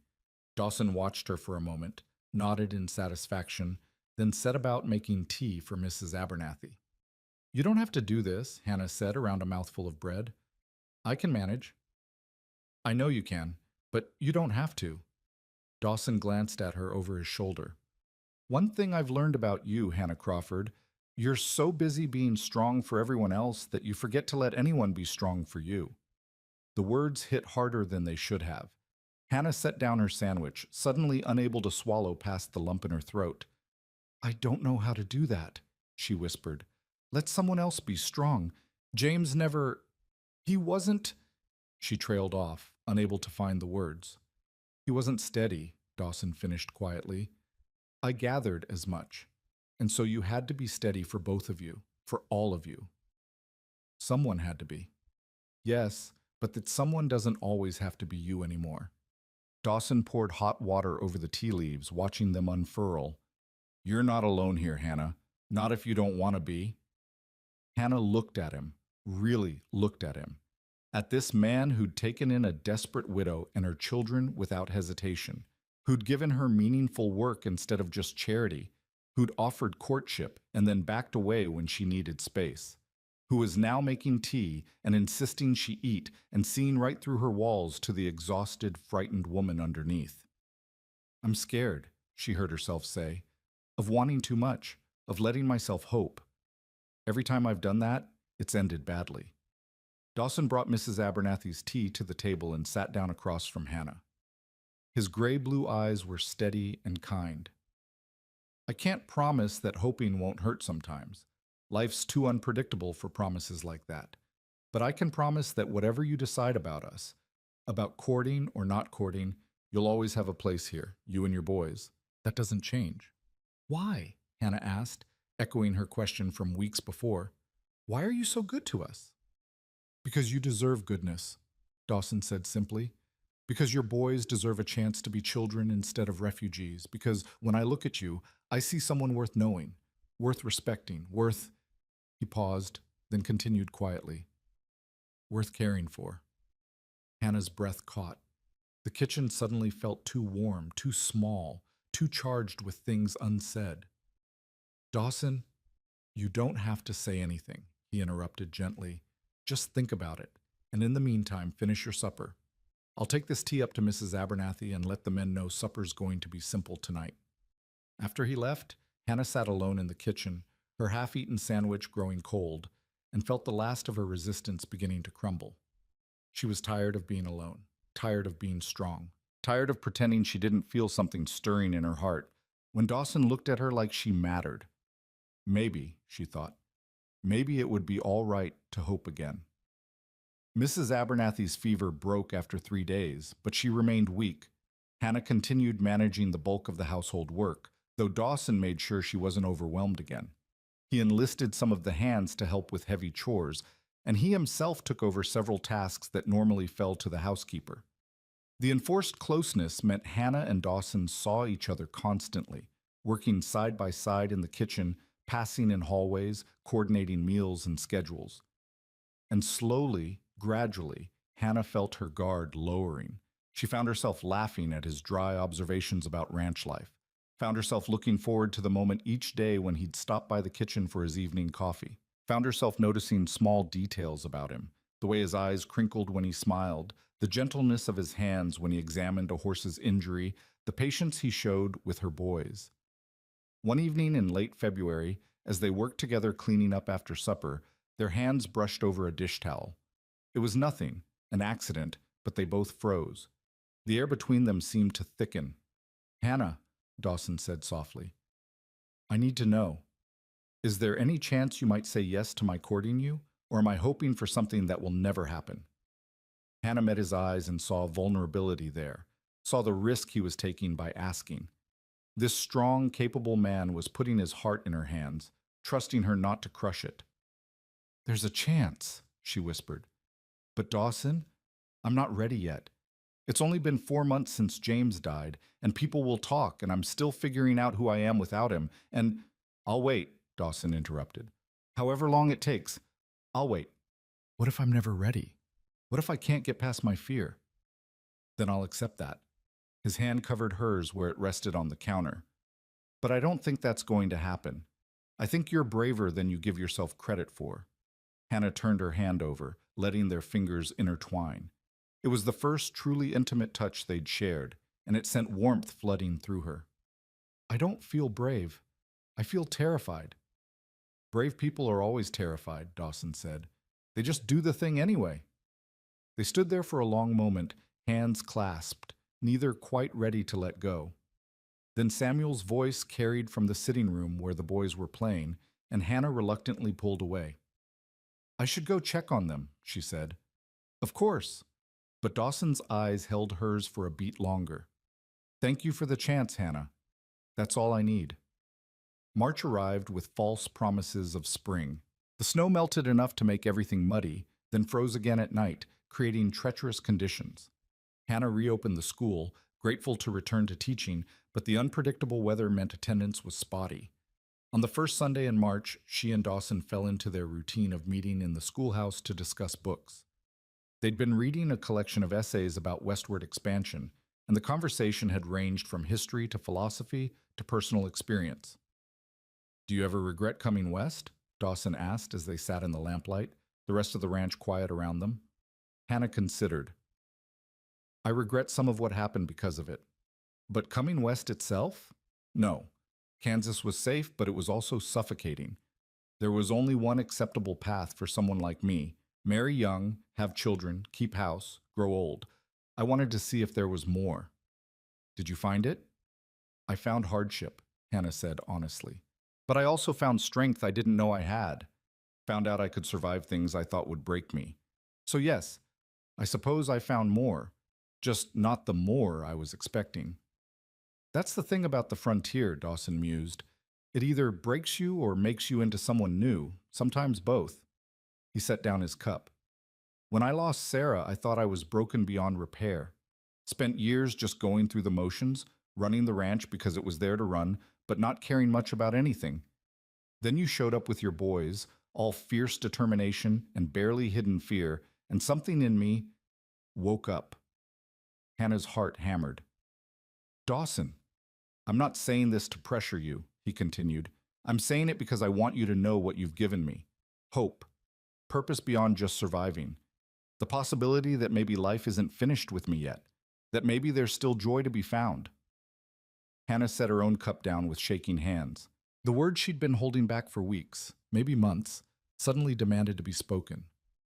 "I feel it too, that possibility, and it terrifies me because I don't know if I can survive losing someone else I care about."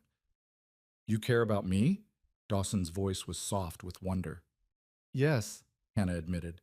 "God help me. Yes, I care about you." Dawson reached across the small space between them and took her hand. Then that's enough for now. We'll figure out the rest as we go.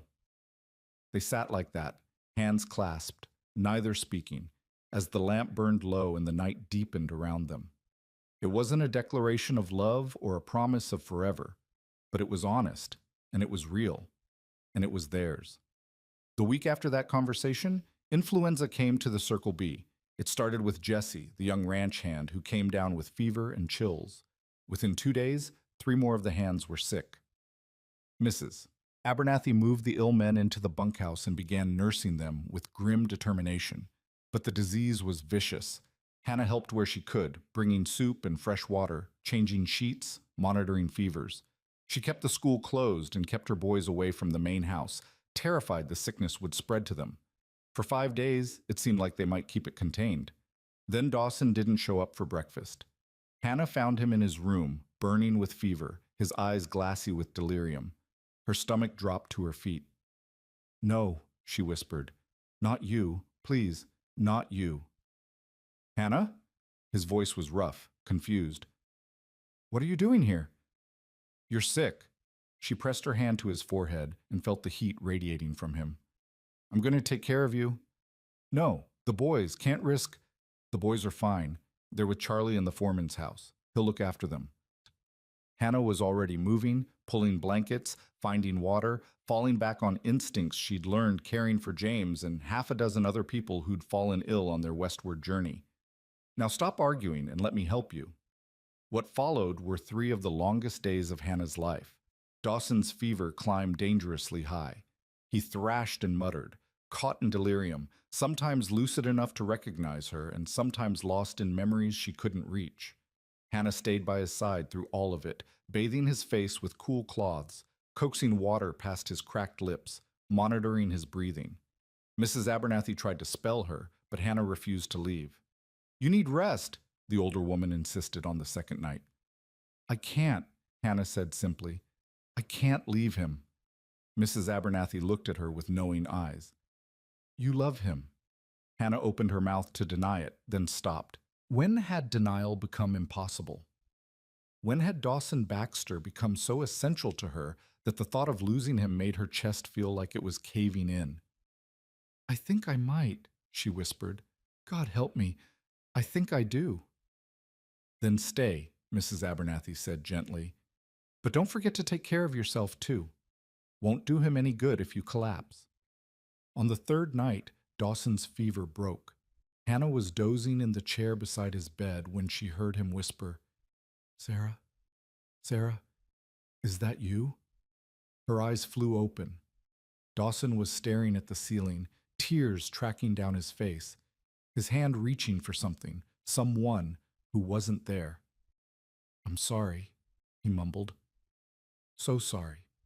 Should have been here. Should have saved you. My fault. All my fault." Hannah's heart broke for him, for the guilt he'd been carrying all these years. She took his reaching hand and held it tight. "It wasn't your fault," she said firmly, even though she knew he wasn't really hearing her. "You couldn't have known. You couldn't have stopped it." "Should have been there," Dawson insisted, his voice breaking. "She needed me and I wasn't there. Failed her. Failed our baby." "You didn't fail anyone." Hannah brought his hand to her cheek. "Sometimes death comes and there's nothing anyone can do. You're not responsible for losing her, Dawson. You're only responsible for how you lived after." Dawson's fevered eyes found her face, and for a moment she thought he truly saw her. "Hannah?" "Yes, I'm here. I'm right here." "Don't leave," he whispered. "Please don't leave." "I won't," Hannah promised. "I'm not going anywhere." He subsided then, his breathing evening out, and Hannah sat holding his hand through the rest of that long night. And somewhere in those dark hours, she made a decision. She was done being afraid, done letting fear dictate her choices.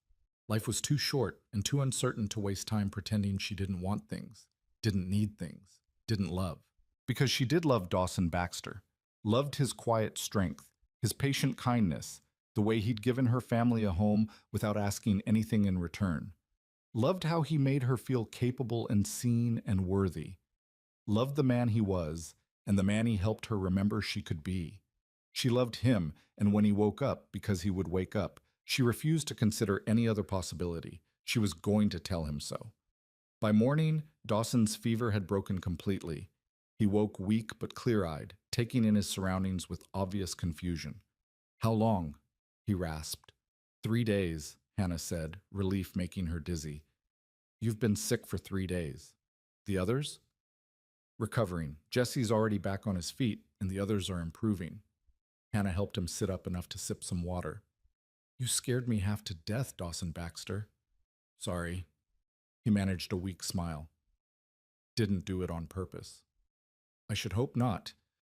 Hannah set the cup aside, suddenly shy now that he was awake and present, and looking at her with those clear gray-blue eyes. "You said some things while you were fevered." Dawson's expression shuddered. "I don't remember much. What did I say?" "You talked about Sarah, about feeling guilty that you weren't here when she died." He closed his eyes. "I see.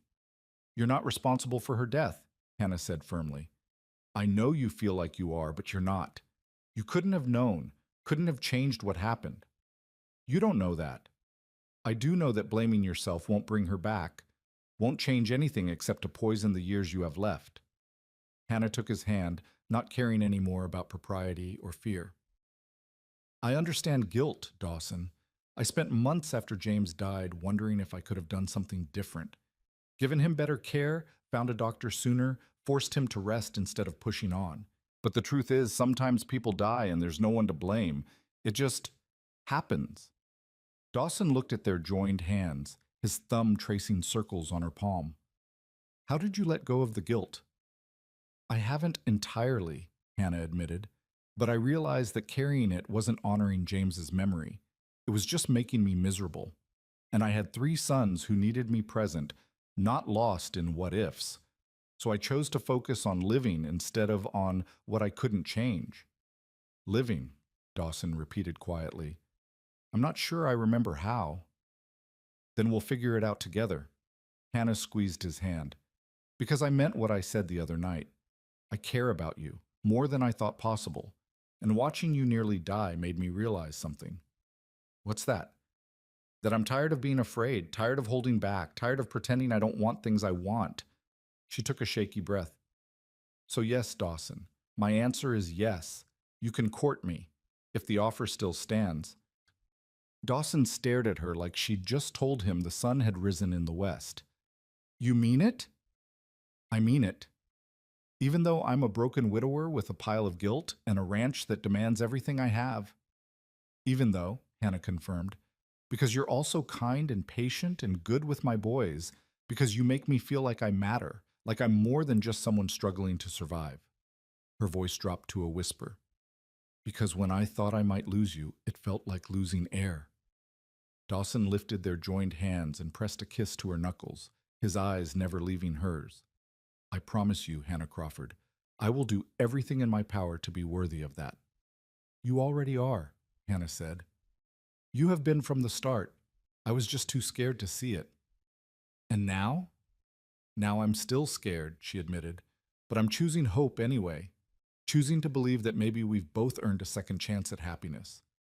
Dawson pulled her closer, until she was perched on the edge of his bed, their faces inches apart. "Then let's take that chance together. Build something new from all our broken pieces." "Together," Hannah agreed, and when he kissed her, soft and gentle and full of promise, she felt something inside her finally, truly begin to heal. The kiss lingered in Hannah's mind for days afterward, gentle as it had been. She'd returned to her cabin that morning with her heart full of equal parts terror and joy, unsure which would win out. But when she'd told her boys, carefully, watching their faces for any sign of distress, that Mr. Baxter had asked permission to court her and she'd said yes, their reactions had swept away any lingering doubt. Samuel had whooped and thrown his arms around her waist. Noah had grinned so wide she thought his face might split. And Elijah, her serious eldest who carried too much on his young shoulders, had simply nodded and said, "Good. He makes you smile, Mama. We like it when you smile." That had undone her completely. She'd gathered all 3 of them close and let herself cry. Not from sorrow this time, but from relief and gratitude and the overwhelming realization that they were going to be all right. More than all right.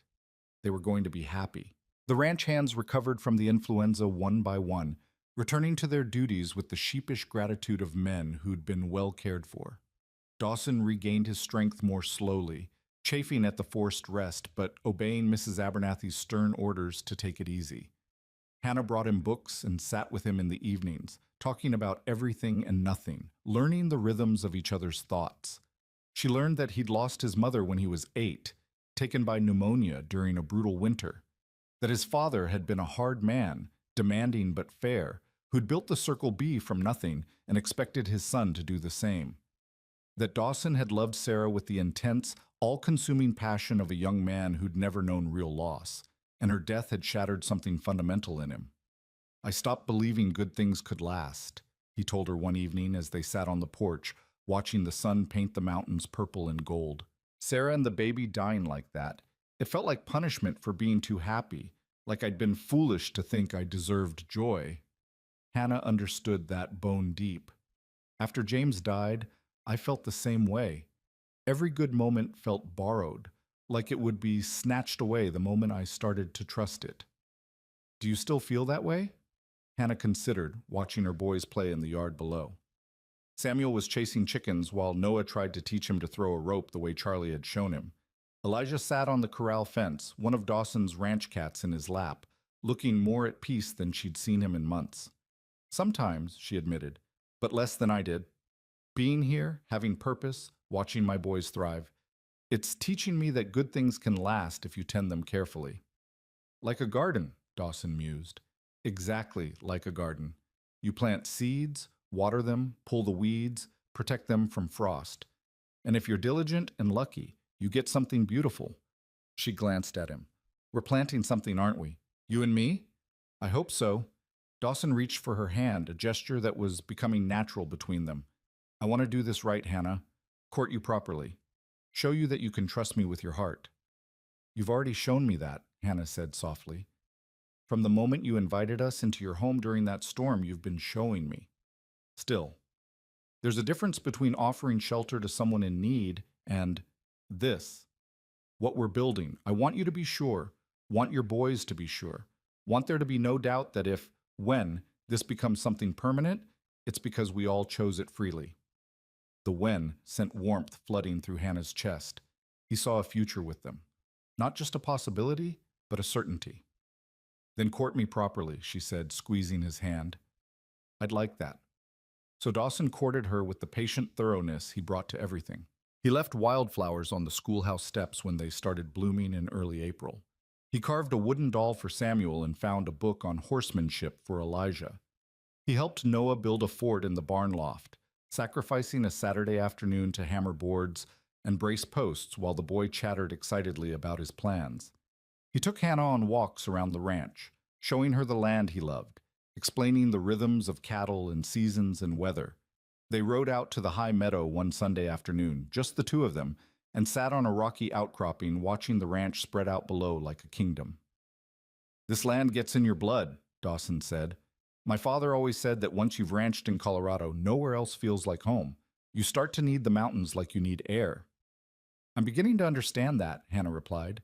She'd been watching an eagle circle lazily overhead, but now she turned to look at Dawson. When I first came here, everything felt foreign. The altitude, the dryness, the way the weather changes in minutes.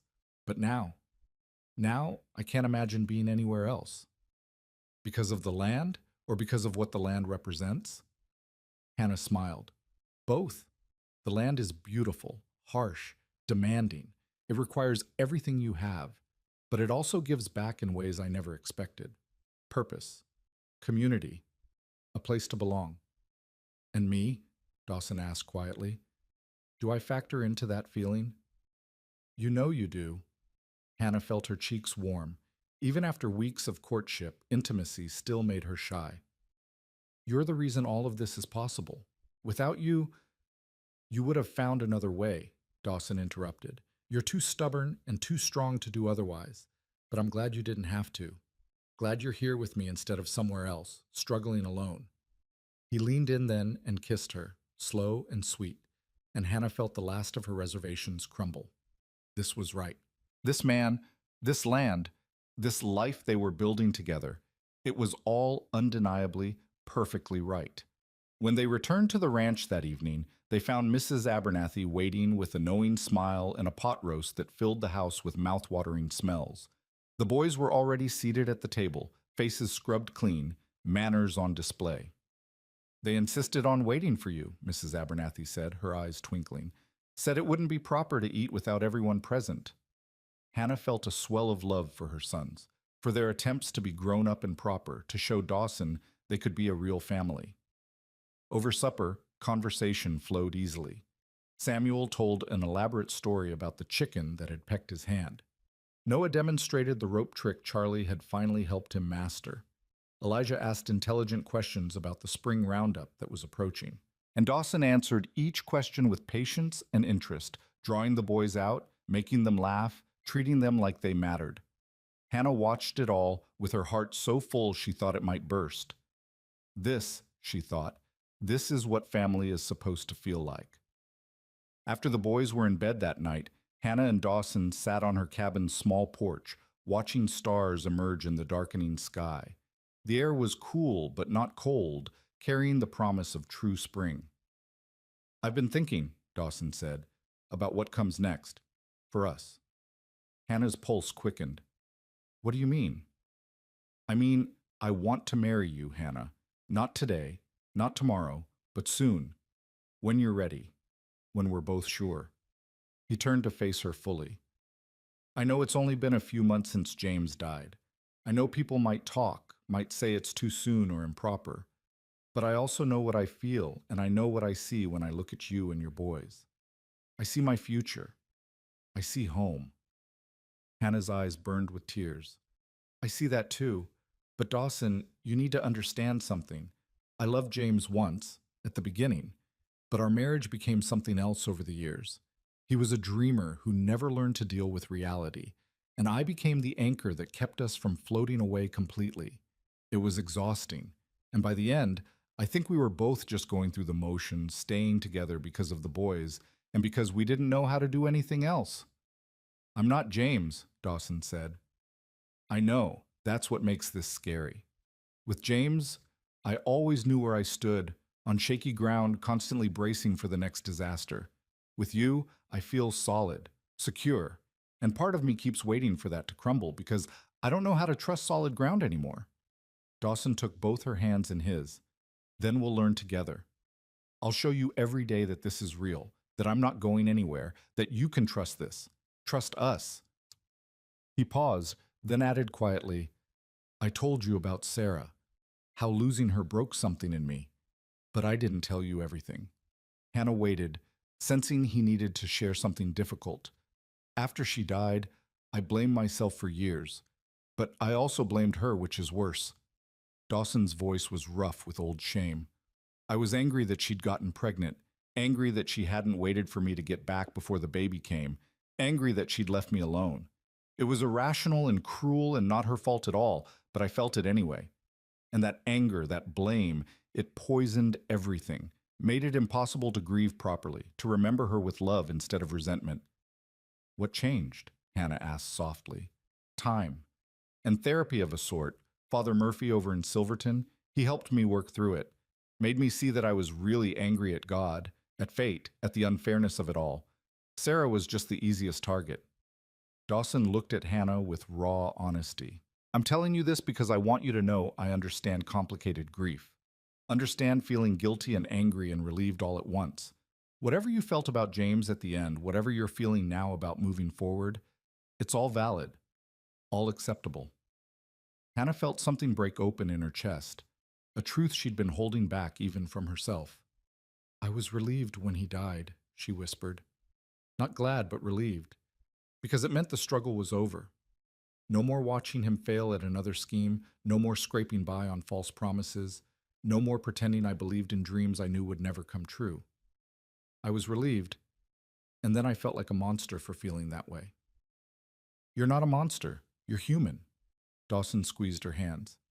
And you're free now, free to build a life that isn't based on someone else's broken dreams. A life with you, Hannah said, testing the words. A life with me, if you want it. I do want it. The certainty in her voice surprised even herself. I'm still scared, still learning to trust solid ground. But I want this. Want you. Want the life we could build together. Dawson smiled then, wide and genuine, and Hannah realized she'd rarely seen him smile like that, unguarded and full of joy. Then let's build it. One day at a time, one choice at a time. No rush, no pressure, just together.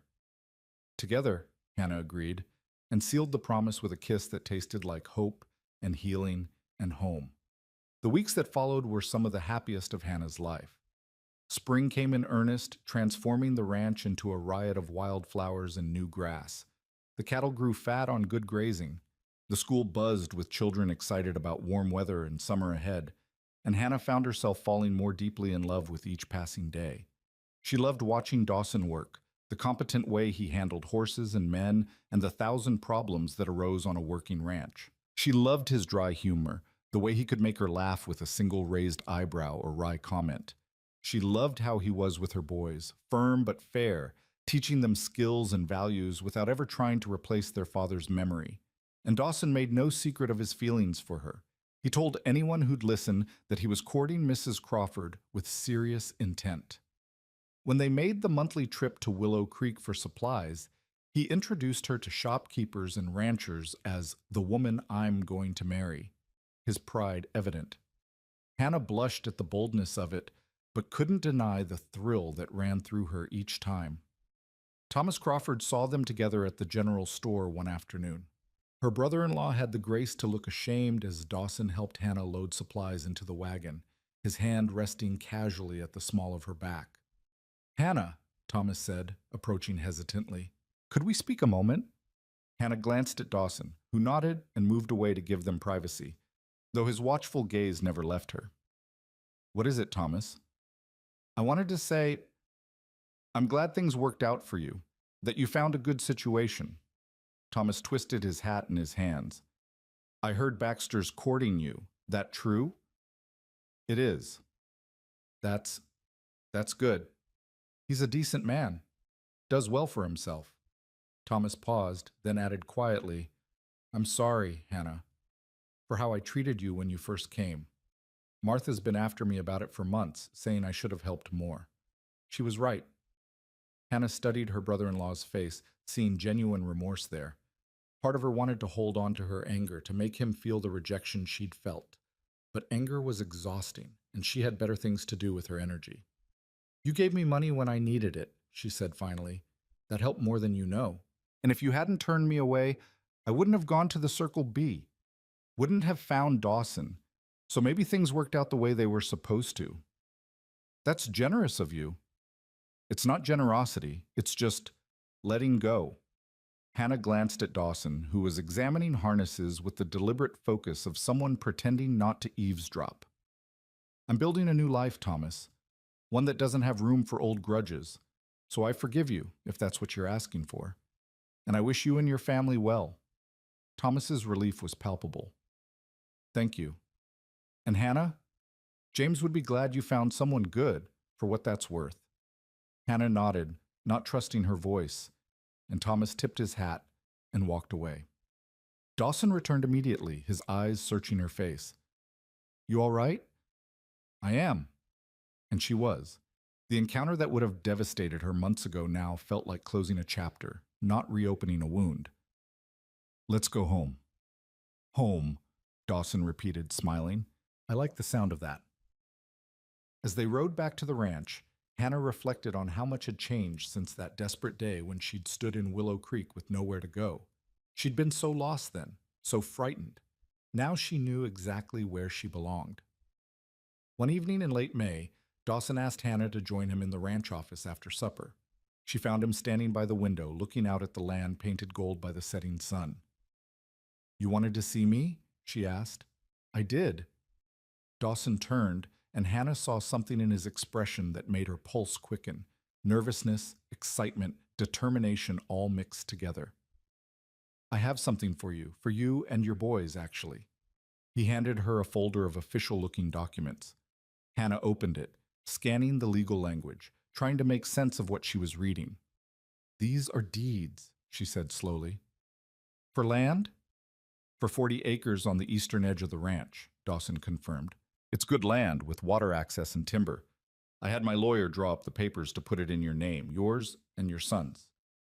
Hannah stared at him, unable to process what he was saying. "I don't understand. Why would you—" "Because I want you to have security," Dawson said. "Independent of me, independent of our relationship. If something happened to me, if things didn't work out between us, if you ever needed to leave, you'd have land of your own. Property no one could take from you. Your boys would have an inheritance." "But Dawson, this is too much." "It's not enough," he interrupted. "Hannah, you came here with nothing. You've worked hard, built a life, earned every bit of respect you have. But I need you to know that you're not dependent on my goodwill or our relationship working out. You're an independent woman with property and rights. Whatever you choose to do, stay with me, marry me, leave, you're choosing it freely, not because you have no other options." Hannah felt tears streaming down her face. The generosity of it, the thoughtfulness, the sheer rightness of understanding what she needed most, security, independence, the knowledge that she'd never be desperate again, overwhelmed her completely. "How?" she whispered. "How did you know this was what I needed?" "Because I know you," Dawson said simply. "Know that your worst fear is being helpless again, being at someone else's mercy. This way, you'll never have to be." He crossed to her, gently wiping away her tears. "Say you'll accept it, please." "I accept it," Hannah said through her tears. "Thank you doesn't seem like enough. But thank you for understanding, for seeing me so clearly." "I see you," Dawson agreed. "All of you. The strength and the fear, the pride and the vulnerability. And I love all of it, Hannah. I love you." It was the first time he'd said those words. Hannah felt them settle into her chest like warmth, like sunlight, like coming home after a long journey. "I love you too," she whispered. "I think I have for a while now. I was just too scared to say it." Dawson kissed her then, deep and thorough, and Hannah kissed him back with all the love and gratitude and hope she'd been holding inside. When they finally broke apart, both breathless, Dawson rested his forehead against hers. "Marry me," he said. "Not someday. Not when you're ready. Now. Soon. Let's start building our future for real." "Yes," Hannah said without hesitation. "Yes, I'll marry you." They decided on a Christmas wedding, giving Hannah time to feel settled in her decision and allowing the boys to fully adjust to the idea of Dawson becoming their stepfather. The announcement delighted everyone. Mrs. Abernathy immediately began planning the celebration. The ranch hands congratulated Dawson with knowing grins, and the children at school peppered Hannah with excited questions about the wedding. Her boys took the news with varying reactions. Samuel was thrilled at the prospect of Dawson officially becoming his father. Noah worried about practical details like where they'd live and whether he'd have to change his name. And Elijah, after digesting the information quietly for a day, sought Hannah out for a private conversation. "Mama, he said, his young face serious, "are you happy? Really happy?" Hannah pulled her eldest son into a hug. "I am, sweetheart, happier than I've been in years. And Mr. Baxter, Dawson, he's good to you. Not like—" Elijah trailed off, unwilling to criticize his late father, but clearly needing reassurance. "He's very good to me," Hannah said firmly. "He listens when I talk. He respects my opinions. He never makes me feel small or foolish. And Eli, he'll never try to replace your father. He knows James was your pa, and he respects that. He just wants to be someone you can count on." "I like him," Elijah admitted. "He teaches me things and doesn't get mad when I ask too many questions. And he makes you smile the way you used to before Pa got sick." "Then you approve?" "I approve." Elijah managed a small smile. "We're going to be a real family, aren't we? Not just people living in the same place, but a real family." "We already are a real family," Hannah said. "The wedding just makes it official." As summer rolled into fall, Hannah threw herself into preparations. She sewed a new dress with Mrs. Abernathy's help, simple but elegant in deep blue wool. She taught her boys how to tie proper neckties and stand still during fittings for their new suits. She worked with the ranch cook to plan a feast that would feed the neighboring families they'd invited to celebrate. And through it all, Dawson was a steady, loving presence. He didn't disappear into wedding planning stress or try to control every detail. Instead, he supported Hannah's choices, offered opinions when asked, and made sure she knew that the wedding was just one day. What mattered was the life they'd build afterward. One crisp October evening, as they sat together on the porch, watching the aspen trees turn gold in the hills, Dawson pulled a small box from his pocket. "I have something else for you," he said. "Been waiting for the right moment." Hannah opened the box to find a delicate silver locket on a fine chain. She lifted it out, admiring the intricate engraving on the front, and opened the clasp. Inside were three small photographs. Her three sons, their faces captured perfectly, looking happy and healthy and loved. "The traveling photographer came through last month," Dawson explained.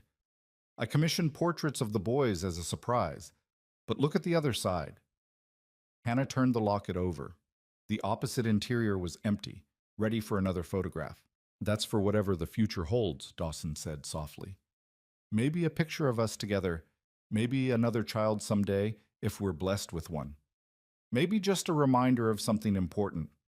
But I wanted you to have it, your boys with you always, close to your heart, with room for more love to come."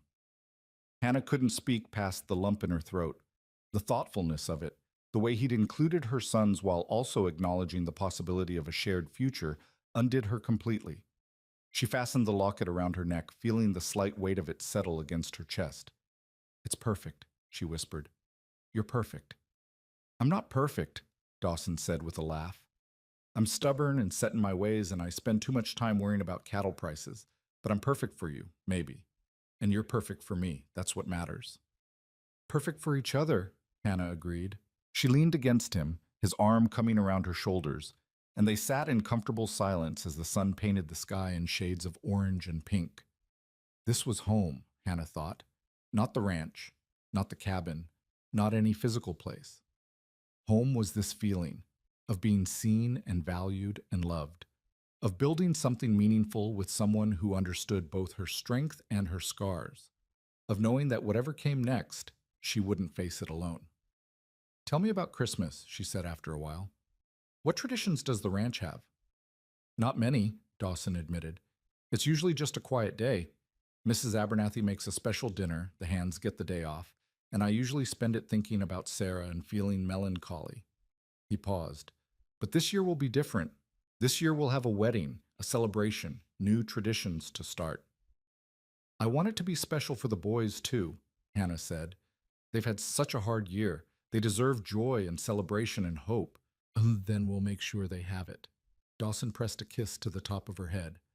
"We'll make this a Christmas none of us will ever forget." As October faded into November, the ranch settled into the rhythm of preparing for winter.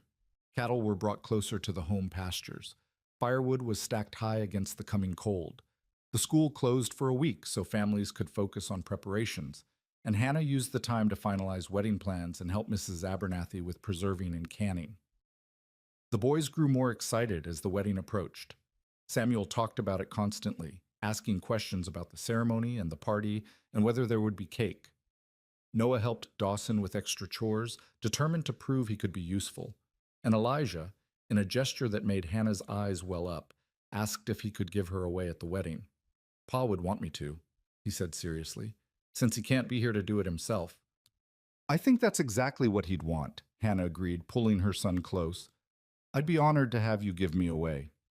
The first snow came in mid-November, a gentle dusting that made everything look clean and new. Hannah stood at the schoolhouse window watching it fall, thinking about all the snow that had fallen since she'd arrived at the Circle B, how each storm had seemed to mark a turning point in her journey, the storm that had driven her to seek shelter here in the first place, the winter cold that had brought her and Dawson closer, the illness that had forced her to confront her feelings, and now this snow, beautiful and peaceful, marking the approach of her wedding day. "Miss Crawford," one of her students tugged at her skirt, "are you going to be Mrs. Baxter after Christmas?" Hannah smiled down at the little girl. "I am." Will you still be our teacher? Of course. Getting married doesn't change that. Good, the child said with obvious relief. We like having you as our teacher. You make learning fun. After the children left for the day, Hannah tidied the schoolhouse and reflected on how much her life had changed. A year ago, she'd been struggling to survive, watching her husband die, facing an uncertain future with three frightened children.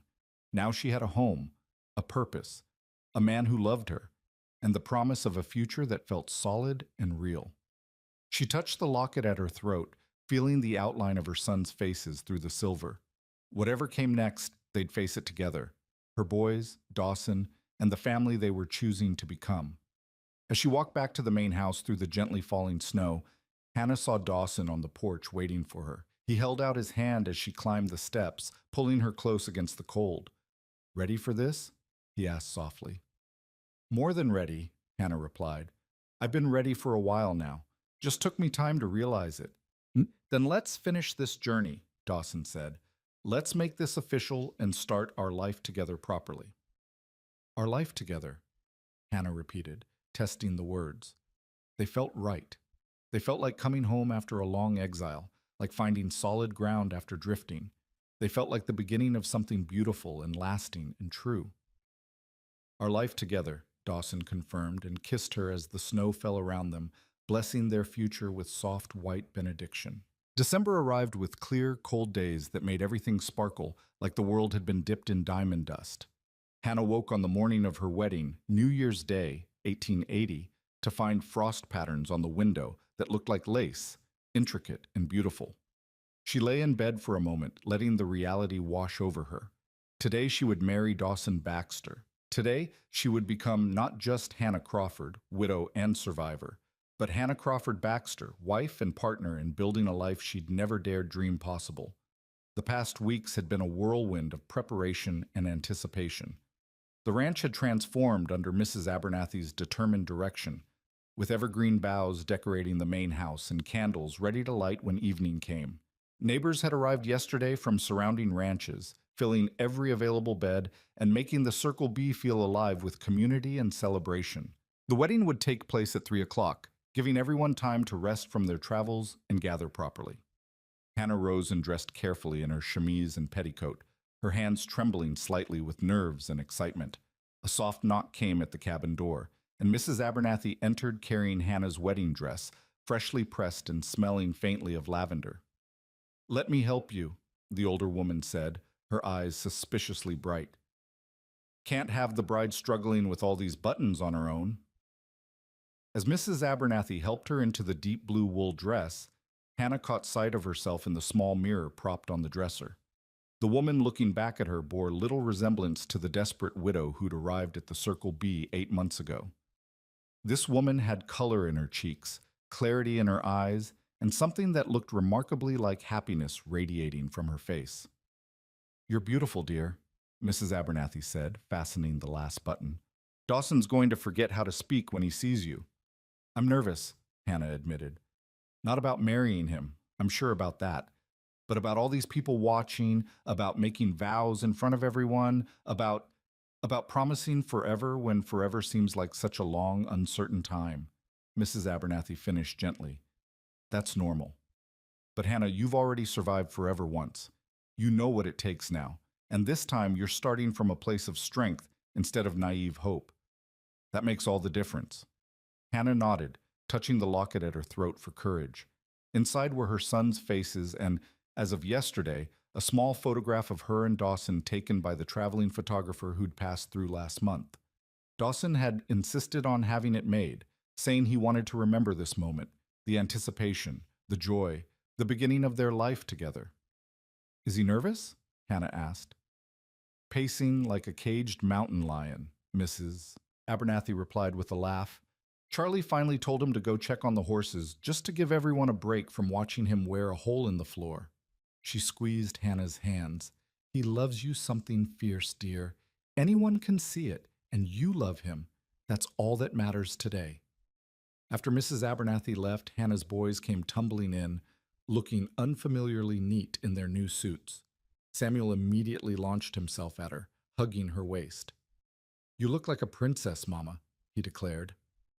A very pretty princess, Noah added, more reserved but clearly pleased.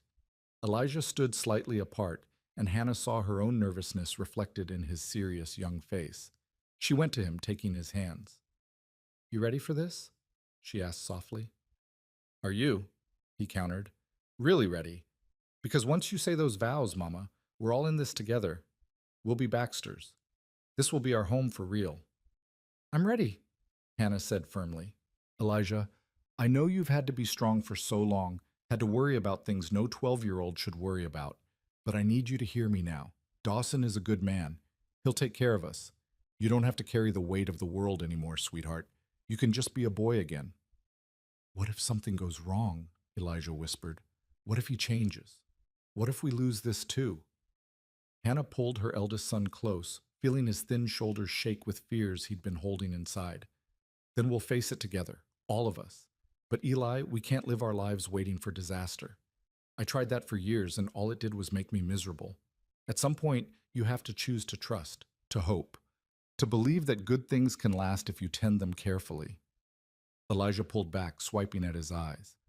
Pa used to make promises he didn't keep. How do I know Dawson's promises are different? Because Dawson's already kept the promises that matter most, Hannah said. He promised us shelter, and he's given us a home. He promised honest work, and he's given me purpose. He promised respect, and he's shown it every single day. The wedding vows are just making official what's already true, that we're a family, chosen and built on something solid. I miss Pa, Elijah said quietly.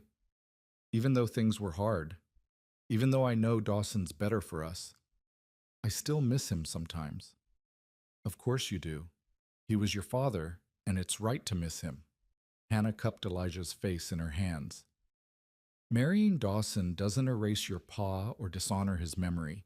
It just means we're moving forward, building something new while still remembering where we came from. You can love your father's memory and accept Dawson as your stepfather. Both things can be true at once. Elijah nodded slowly, and Hannah saw some of the tension leave his shoulders. Okay, I'm ready then. Let's go make this official. The wedding took place in the ranch's main living room, which had been transformed by evergreen boughs, white candles, and the warm presence of friends and neighbors. Father Murphy had traveled from Silverton to perform the ceremony, and he stood now before the stone fireplace, his weathered face kind as he waited for the bride. Hannah stood in the doorway with Elijah's arm linked through hers, looking at the gathered faces. There were the ranch hands, cleaned up and looking almost unrecognizable in their Sunday best. There were neighboring ranchers and their families, people she'd come to know through school and community gatherings. There was Mrs. Abernathy, beaming and dabbing at her eyes with a handkerchief. And there, at the front of the room, stood Dawson. He wore a new dark suit that emphasized his broad shoulders and made him look almost unbearably handsome. But it was his face that captured Hannah's attention, the way his eyes lit up when he saw her, the slight tremor in his hands that betrayed his nerves, the smile that transformed his weathered features into something approaching joy. This was the man who'd offered shelter in a storm and had given so much more. This was the man who'd seen her at her lowest and had helped her rebuild. This was the man who loved her sons as if they were his own, and who'd given her the security of land and independence even as he'd asked for her heart. This was the man she was choosing, freely and fully, to spend the rest of her life with. Elijah walked her forward with solemn dignity, and when they reached the front, he carefully placed her hand in Dawson's. The gesture was deliberate, ceremonial, her eldest son giving his blessing, acknowledging the transfer of responsibility while also recognizing that Hannah was choosing this for herself. Take care of her, Elijah said quietly, so only Dawson could hear. Take care of all of us. I will, Dawson promised, his voice rough with emotion. I swear it. Elijah nodded and stepped back to stand with his brothers, who were watching with wide eyes and barely contained excitement.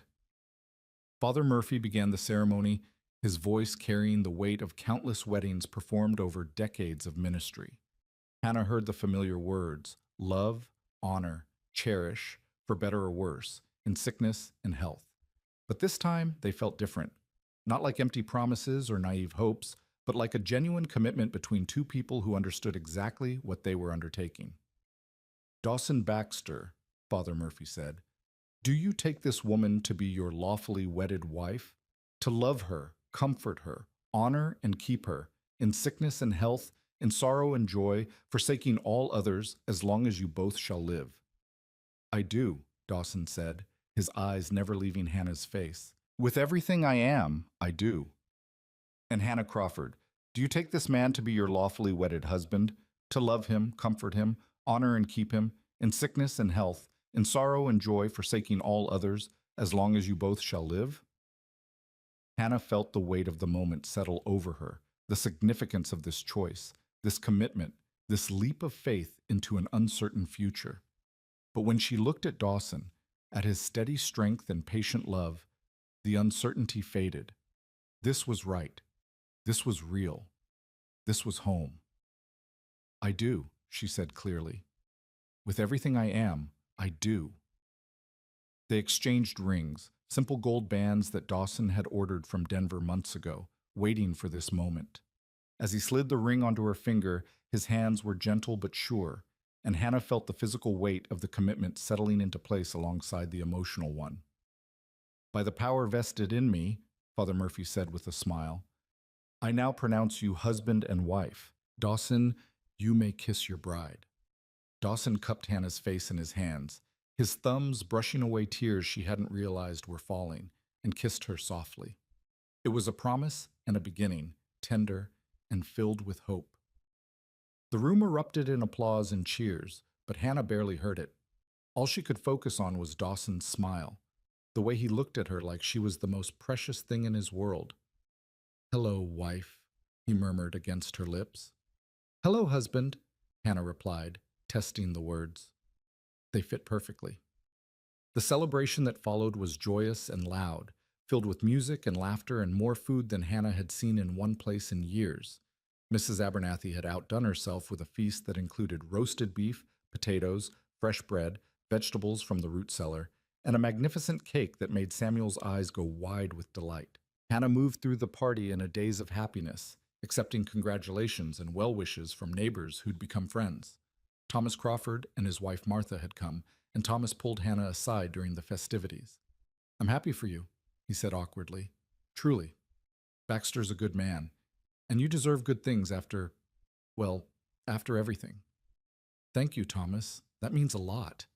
Hannah found she bore no resentment toward her brother-in-law anymore. His rejection had hurt terribly at the time, but it had also pushed her toward this life, this man, this happiness. You and Martha are welcome to visit any time. The boys should know their uncle and aunt. Martha, standing nearby, burst into tears and hugged Hannah tightly. I wanted to help you so badly that day, she whispered, but Thomas was so set against it, and I didn't know how to change his mind. I'm so sorry. It's in the past, Hannah said gently. Let's focus on moving forward. Let's be family now, the way we should have been all along. As evening fell and the party showed no signs of slowing, Dawson found Hannah and pulled her aside onto the porch. The night was cold but clear, stars scattered across the sky like salt spilled on black velvet. They could hear the celebration continuing inside, music and laughter and the sounds of community, but out here it was quiet, intimate, theirs. Happy? Dawson asked, wrapping his coat around her shoulders. Completely, Hannah said, leaning into his warmth. I keep thinking I should pinch myself to make sure this is real. It's real. Dawson turned her to face him, his hands resting on her waist. You're my wife now, Hannah Baxter. We're bound together, legal and proper. You and me and your boys, our boys. We're a family. Our boys, Hannah repeated, loving the sound of it. Dawson, I need you to know something. I'm not coming to this marriage as some grateful woman who owes you everything. I'm coming as your equal, your partner. What we build together, we build as a team. I wouldn't want it any other way, Dawson said seriously. I don't need a grateful wife, Hannah. I need a strong partner who challenges me and supports me and builds this life alongside me. That's what you are. That's what we'll be. I love you, Hannah said, the words coming easier each time she spoke them. I love your strength and your kindness and the way you never made me feel less than for needing help. I love how you are with my sons, patient and fair and present in a way their father never managed to be. I love how you see me, really see me, not just the role I play, but the person I am underneath. And I love you, Dawson replied, his voice thick with emotion. Love your fierce determination and your tender heart. Love how you fight for what matters and refuse to give up even when everything seems impossible. Love how you've made this house feel like a home again, after so many years of it being just a place I lived. He paused, then added quietly, Sarah would have liked you, I think, would have appreciated your strength and your honesty. I think she'd be glad I found you, found happiness again. Hannah felt tears prick her eyes. James would have liked you too, would have envied me finding someone so steady and reliable. He always wished he could be those things, but never quite managed it. She touched the locket at her throat. We're honoring their memories by living fully, by choosing joy. That's what they'd want for us. They stood together in the cold starlight, two people who'd known profound loss and had somehow found each other in the aftermath. The sounds of celebration drifted out from the house, their boys laughing, Mrs. Abernathy's voice raised in song, the stomp of boots on wooden floors as someone started dancing. Should we go back in? Hannah asked. In a minute. Dawson pulled her closer. I want to remember this moment, just the two of us, at the beginning of our life together. I want to remember how you look right now with starlight in your hair and hope on your face. Want to remember that we chose this, chose each other, despite all the reasons we could have stayed safe and separate. I'll remember too, Hannah promised. We'll remember that you gave me more than shelter and employment. You gave me back myself, reminded me I was more than just a survivor, more than just a mother fighting to keep her children fed. You saw the woman underneath all that struggle and loved her anyway. They kissed again, longer this time, a kiss that spoke of promises and passion and the long life stretching out before them. When they finally pulled apart, both were breathless and smiling. Come on, Mrs. Baxter, Dawson said, taking her hand. Let's go celebrate our marriage properly. And later, after everyone's gone to bed, I'll show you the surprise I've been working on. What surprise? If I told you, it wouldn't be a surprise. Dawson's eyes twinkled with mischief. Trust me? Always, Hannah said, and meant it.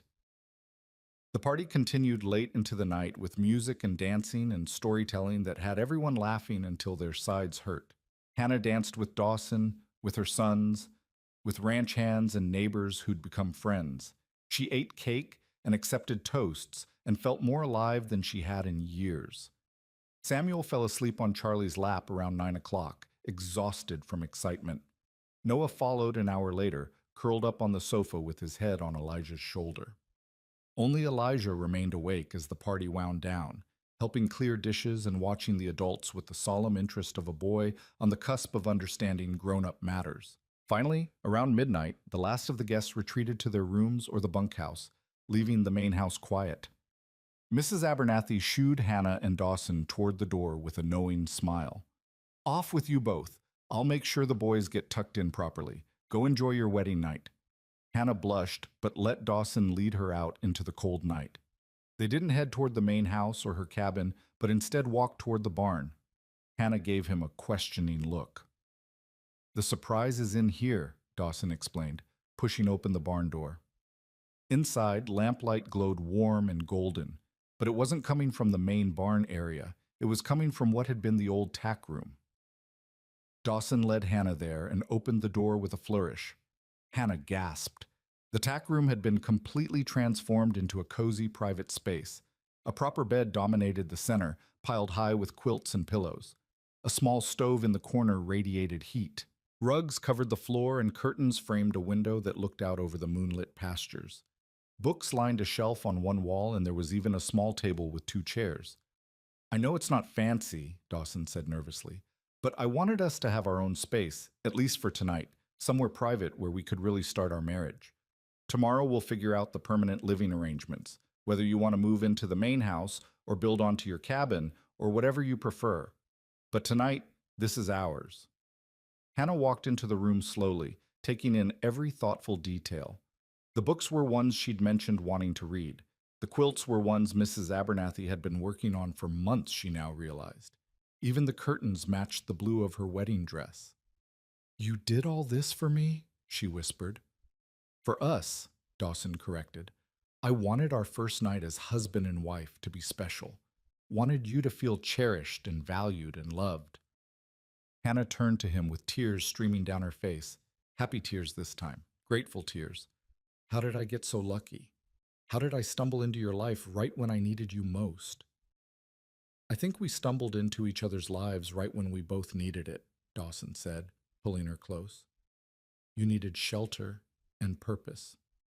I needed hope and a reason to live instead of just survive.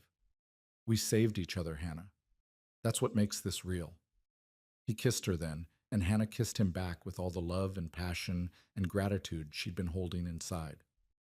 They'd both walked through fire to get here, through loss and grief and desperation, and somehow they'd found each other on the other side. Found healing in shared understanding, found strength in mutual respect, found love in the most unexpected of places. When morning came, Hannah woke wrapped in her husband's arms, warm and safe and happier than she'd ever imagined possible. Pale winter light filtered through the curtains, painting everything in soft gold. She could hear the sounds of the ranch waking up outside, horses nickering, the ranch hands starting their day, Mrs. Abernathy's voice calling the boys to breakfast. Her boys. Their boys now. Good morning, wife, Dawson murmured against her hair. Good morning, husband. Hannah smiled against his chest. What happens now? Now we live, Dawson said simply. We work the ranch and raise the boys and build the life we want. Nothing magical, nothing extraordinary, just us, together, making choices and facing challenges and finding joy in the everyday. That sounds perfect, Hannah said. And it did. After years of chasing impossible dreams with James, after months of desperate survival, the idea of simply living, building something steady and real, felt like the greatest gift imaginable. They dressed and made their way to the main house, where breakfast was already underway. Mrs. Abernathy had outdone herself again with pancakes and bacon and eggs that made the whole kitchen smell like heaven.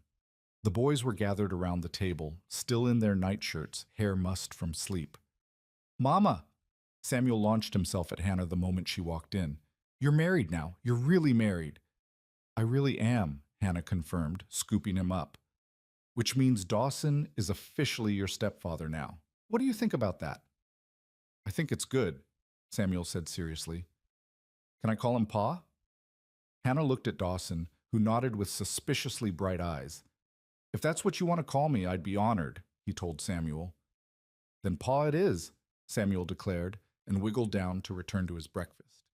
Noah was more reserved, but clearly pleased, while Elijah studied Dawson with that serious expression he got when he was thinking hard about something important.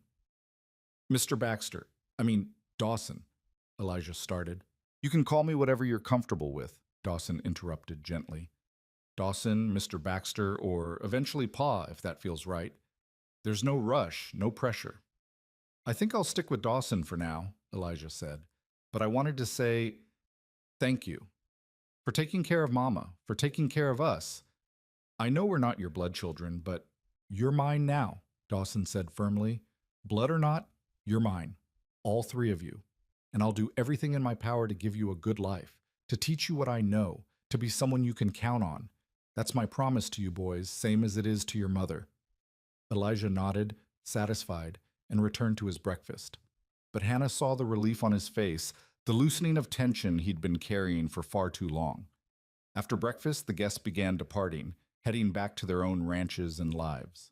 Hannah stood on the porch with Dawson, waving goodbye to neighbors who'd become friends, feeling the satisfaction of community and belonging. Thomas and Martha were among the last to leave. Take care of yourself, Hannah, Martha said, hugging her tightly. And come visit us sometime. The children would love to know their cousins. We will, Hannah promised. Families should stay connected. After everyone had gone and the ranch settled back into its normal rhythm, Dawson called a family meeting in the main house. He, Hannah, and the three boys gathered in the living room, the winter sun streaming through the windows. Now that your mother and I are married, Dawson began, we need to make some decisions about how we want to live. The cabin is yours by right. It was part of your mother's employment agreement. But there's plenty of room in this house, and I'd like us all to be together under one roof if you're amenable. What do you boys think? Could we each have our own room? Noah asked hopefully.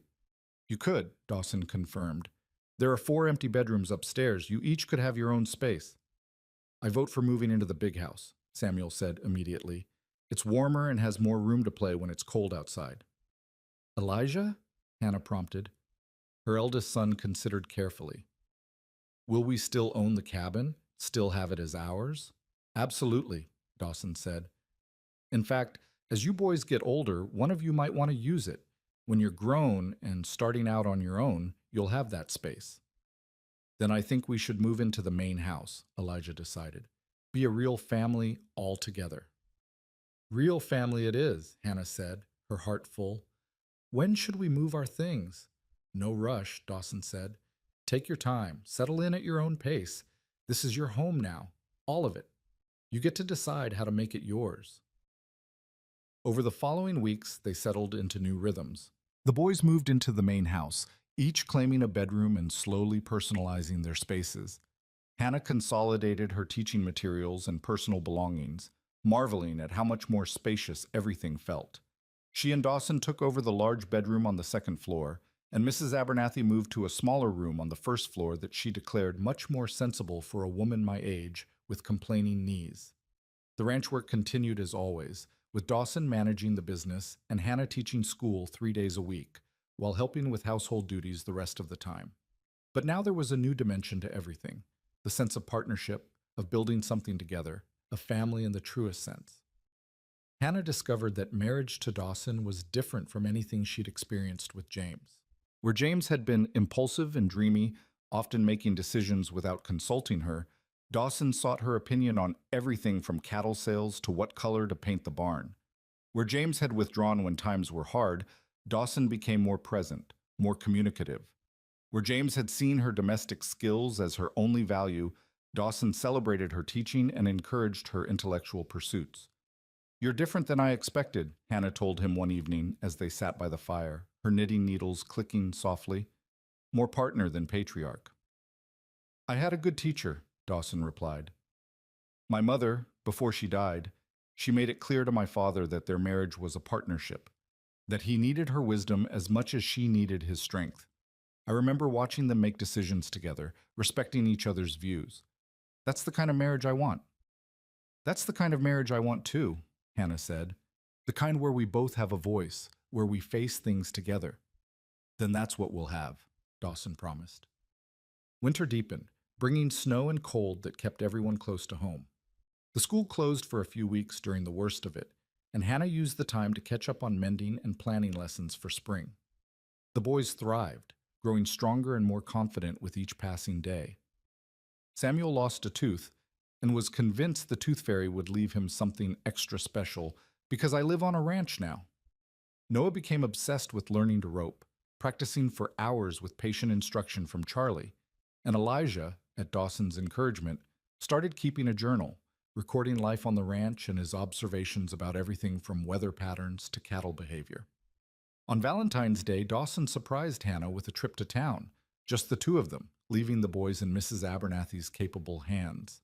They had dinner at the restaurant, browsed the general store, and visited the library where Hannah discovered they'd received a shipment of new books. Dawson bought her 6 books without batting an eye at the cost, saying simply, "You need them for teaching. Consider it an investment in the ranch's future." As they drove home in the wagon, wrapped in blankets against the cold, Hannah reflected on how different her life had become. A year ago, I was watching James die in a camp outside Pueblo, she said quietly. I was terrified and alone, and had no idea how we'd survive. Now look at me. Married to a good man, living in a real home, teaching children, watching my boys grow into who they're meant to be. It feels like a dream sometimes. It's not a dream, Dawson said, pulling her closer. It's real life. Hard-earned, well-deserved real life. Do you ever worry it will all fall apart? Hannah asked. That we'll wake up one day and discover we've been fooling ourselves? Sometimes, Dawson admitted. But then I remember that we've both survived the worst life can throw at us. We've been tested by loss and hardship and desperation, and we're still standing. That's not luck or foolishness, that's strength. So if challenges come, and they will, We'll face them the way we've faced everything else. Together. Together, Hannah echoed, and the word felt like a talisman against fear, a promise that she'd never have to face the darkness alone again. Spring came late that year, but when it arrived, it transformed the ranch into something magical. Wildflowers carpeted the meadows in waves of purple and yellow and white. Calves were born, their long legs wobbling as they took their first steps. The creek swelled with snowmelt, rushing and tumbling over rocks in joyful chaos. And Hannah discovered she was pregnant. She'd suspected for a few weeks, but had waited to be certain before telling anyone. Now, sitting at the breakfast table with Dawson and the boys on a bright April morning, she felt the news bubbling up inside her, demanding to be shared. "I have something to tell everyone," she said, setting down her coffee cup. 5 faces turned to her expectantly. Dawson, the 3 boys, and Mrs. Abernathy, who'd joined them for breakfast. "I'm expecting a baby," Hannah said simply. "Sometime in the fall, we'll have a new addition to the family." For a moment, there was stunned silence. Then Samuel whooped, Noah grinned, and Elijah's face split into a rare, unguarded smile. But it was Dawson's reaction that Hannah focused on, the way his eyes filled with tears, the way his hand shook as he reached for hers, the naked hope and joy and wonder on his face. "A baby?" he whispered. "We're having a baby." "We are," Hannah confirmed. "Are you happy?" "Happy doesn't begin to cover it," Dawson said roughly. He stood and pulled her into his arms, holding her tight. "Hannah, I never thought. After losing Sarah and our baby, I never let myself hope I'd have another chance at fatherhood. But now," his voice broke, "now I get to do it right. Get to be there from the beginning, get to watch you carry our child and be present for every moment." "Am I going to be a big brother?" Samuel asked, bouncing in his chair. "Can I teach the baby things?" "You're already a big brother to Noah," Elijah pointed out. "But yes, now you'll be one to the new baby too. We all will be." "I hope it's a girl," Noah said thoughtfully. "Too many boys around here already." "Boy or girl, it'll be loved," Mrs. Abernathy declared, dabbing at her eyes. "Lord, this ranch is going to be even more alive with children running around. Mr. Baxter, you realize you're going to have 4 children? 4! "Can't wait," Dawson said, his arms still around Hannah. "The more the merrier." The pregnancy brought its own challenges.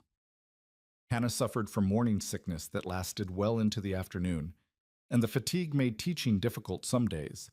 But Dawson was endlessly patient, taking over tasks she normally handled and making sure she rested when she needed to. The boys were surprisingly helpful too, with even Samuel understanding when his mother needed quiet. As spring turned to summer, Hannah's belly grew round and unmistakable. The school term ended, and she spent long golden days preparing a nursery in one of the unused upstairs rooms. Mrs. Abernathy helped her sew tiny gowns and blankets, while the boys debated baby names with surprising seriousness. "If it's a girl, we should name her Rose," Samuel suggested, "because she'll be pretty like a flower." "If it's a boy, maybe Henry," Elijah offered. "That's a strong name." Dawson let Hannah make the final decision, though he admitted he liked traditional names that honored family when possible. They decided to wait until the baby arrived to choose, wanting to see who the child was before attaching a name.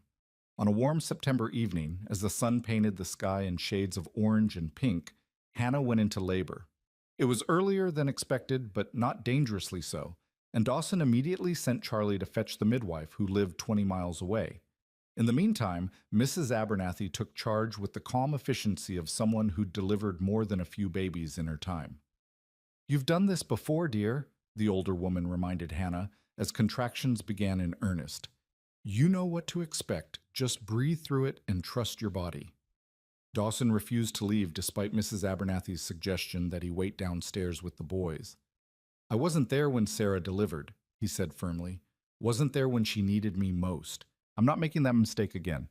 I'm staying right here with Hannah." Hannah was grateful for his presence. His strong hands held hers through the contractions. His steady voice talked her through the pain. His unwavering belief that everything would be all right gave her strength when her own faltered. The midwife arrived just as things were getting intense, and she immediately took over with practiced skill. She checked Hannah, pronounced everything progressing normally, and settled in for what she predicted would be another few hours of labor. She was wrong. An hour later, with Dawson holding Hannah's hand and Mrs. Abernathy coaching her through the final pushes, a baby girl entered the world with a lusty cry that proclaimed her healthy and strong. "A daughter," the midwife announced, placing the squalling infant on Hannah's chest. "Congratulations, you have a beautiful baby girl." Hannah looked down at her daughter, red-faced and angry at being evicted from her warm home, but undeniably perfect, and felt love crash over her like a wave. This tiny person, this miracle, was hers, theirs, the physical proof that good things could grow from loss and hardship. "Hello, little one," she whispered. "Welcome to our family." Dawson was crying openly, his hand gentle as he stroked the baby's downy head. "She's perfect. Hannah, she's absolutely perfect." "What will you name her?" Mrs. Abernathy asked. Hannah looked at Dawson, and in that moment, she knew exactly what the baby's name should be. "Grace," she said. "Grace Sarah Baxter. Because she's a gift of grace we never expected, and because she honors the woman who came before." Dawson's breath caught. "You'd do that? Name her after Sarah?" "Sarah was part of your story, part of what made you who you are," Hannah said gently. "And this baby is part of our story, proof that love can bloom again after loss. Grace, Sarah, feels right."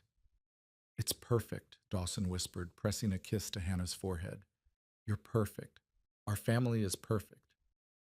The boys were allowed in shortly after, tiptoeing into the room with wide eyes and hushed voices. Samuel climbed carefully onto the bed to peer at his new sister. "She's tiny," he announced, "like a kitten." "She'll grow," Elijah said, but even he looked awed by the small person in their mother's arms. "Can I hold her?" Noah asked. Hannah showed them how to support the baby's head, and one by one, the boys held their new sister, their faces a mixture of curiosity and fierce protectiveness. This was their family now, Hannah thought. Not bound by blood alone, but by choice and love and shared determination to build something lasting. The first weeks with Grace were exhausting but joyful. Hannah recovered quickly from the birth, and Dawson proved to be a devoted father, walking the floors with Grace at night and changing diapers without complaint. The boys doted on their sister, with even Elijah, who'd been uncertain about becoming a big brother again at 13, melting into smiles whenever Grace grabbed his finger.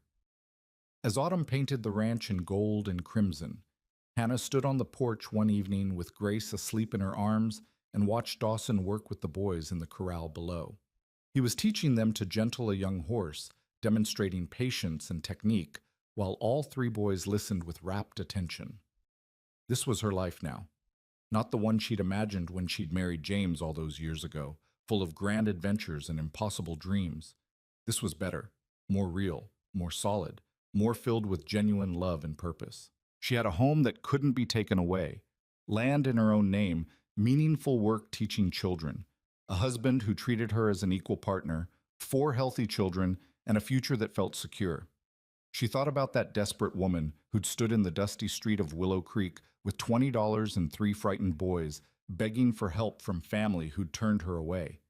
That woman had felt like a failure, like someone the world had given up on. But she hadn't been a failure. She'd been at a crossroads, being pushed towards something better, even though she couldn't see it at the time. Thomas's rejection had forced her to the Circle B. The Circle B had led her to Dawson. Dawson had given her the foundation to rebuild not just her life, but herself. "Mama, look!" Samuel's voice carried across the yard. "I'm doing it! The horse likes me!" Hannah smiled and waved, then looked down at Grace, who was beginning to stir. The baby's eyes, blue like her father's, blinked open, and Hannah felt that rush of overwhelming love that still surprised her with its intensity. "You're so lucky, little one," she whispered to her daughter. "You're being born into safety and love, into a family that chose each other and fights for each other. You'll never know what it's like to be desperate or afraid, or wondering where your next meal will come from. That's my gift to you, the security I fought so hard to find." Dawson climbed the porch steps then, sweaty from work but smiling. "How are my girls?" "Perfect," Hannah said, and meant it. "We're absolutely perfect. He wrapped his arms around her from behind, careful not to jostle the baby, and they stood together watching the sun sink toward the mountains. The boys' laughter drifted up from the corral. Smoke rose from the chimney where Mrs. Abernathy was preparing supper. Cattle lowed in the distance. Everything spoke of life and continuity and home. Happy?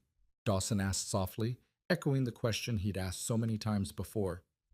Completely, Hannah replied, the same answer she always gave, but with even more conviction now. I have everything I need right here. You, the boys, Grace, this land, this life we've built. It's more than I ever dreamed possible. We've come a long way, Dawson mused. Both of us. From loss and loneliness to this, to family and purpose and joy. The road was hard, Hannah acknowledged, but I wouldn't change it. Every difficulty, every setback, every moment of despair, it all led here. To this moment, to this family, to this home. She turned in his arms so she could see his face, this man who'd given her so much more than shelter and employment, who'd given her back herself and shown her what real partnership looked like, who loved her with a steady, unwavering devotion that made her feel cherished every single day. Thank you, she said, for seeing me that day when I drove up desperate and afraid, for taking a chance on a widow with 3 children and nothing to offer but hard work, for showing me what home really means. Thank you for letting me, Dawson replied, for trusting me with your heart when you had every reason to guard it carefully, for bringing life and laughter back to this ranch, for giving me a family again. He pressed a kiss to the top of Grace's head, then to Hannah's lips, for giving me a reason to believe in second chances. As the last light faded from the sky and stars began to emerge, they went inside together. The house was warm and bright, filled with the sounds of family, Mrs. Abernathy calling them to supper, the boys arguing good-naturedly about whose turn it was to set the table, the crackle of the fire in the hearth. Hannah looked around the room at all these faces she loved, at this life she'd built from the ashes of loss and desperation, and felt peace settle into her bones. She was home, not just in a physical place, though the Circle B would always be that for her, but home in a deeper sense, in herself, in her relationships, in the knowledge that she was exactly where she belonged. The widow who'd found home again was a widow no more. She was a wife, a mother, a teacher, a partner. She was Hannah Crawford Baxter, and she'd earned every bit of joy she now held. From rejection to belonging, from sorrow to joy, from desperation to abundance.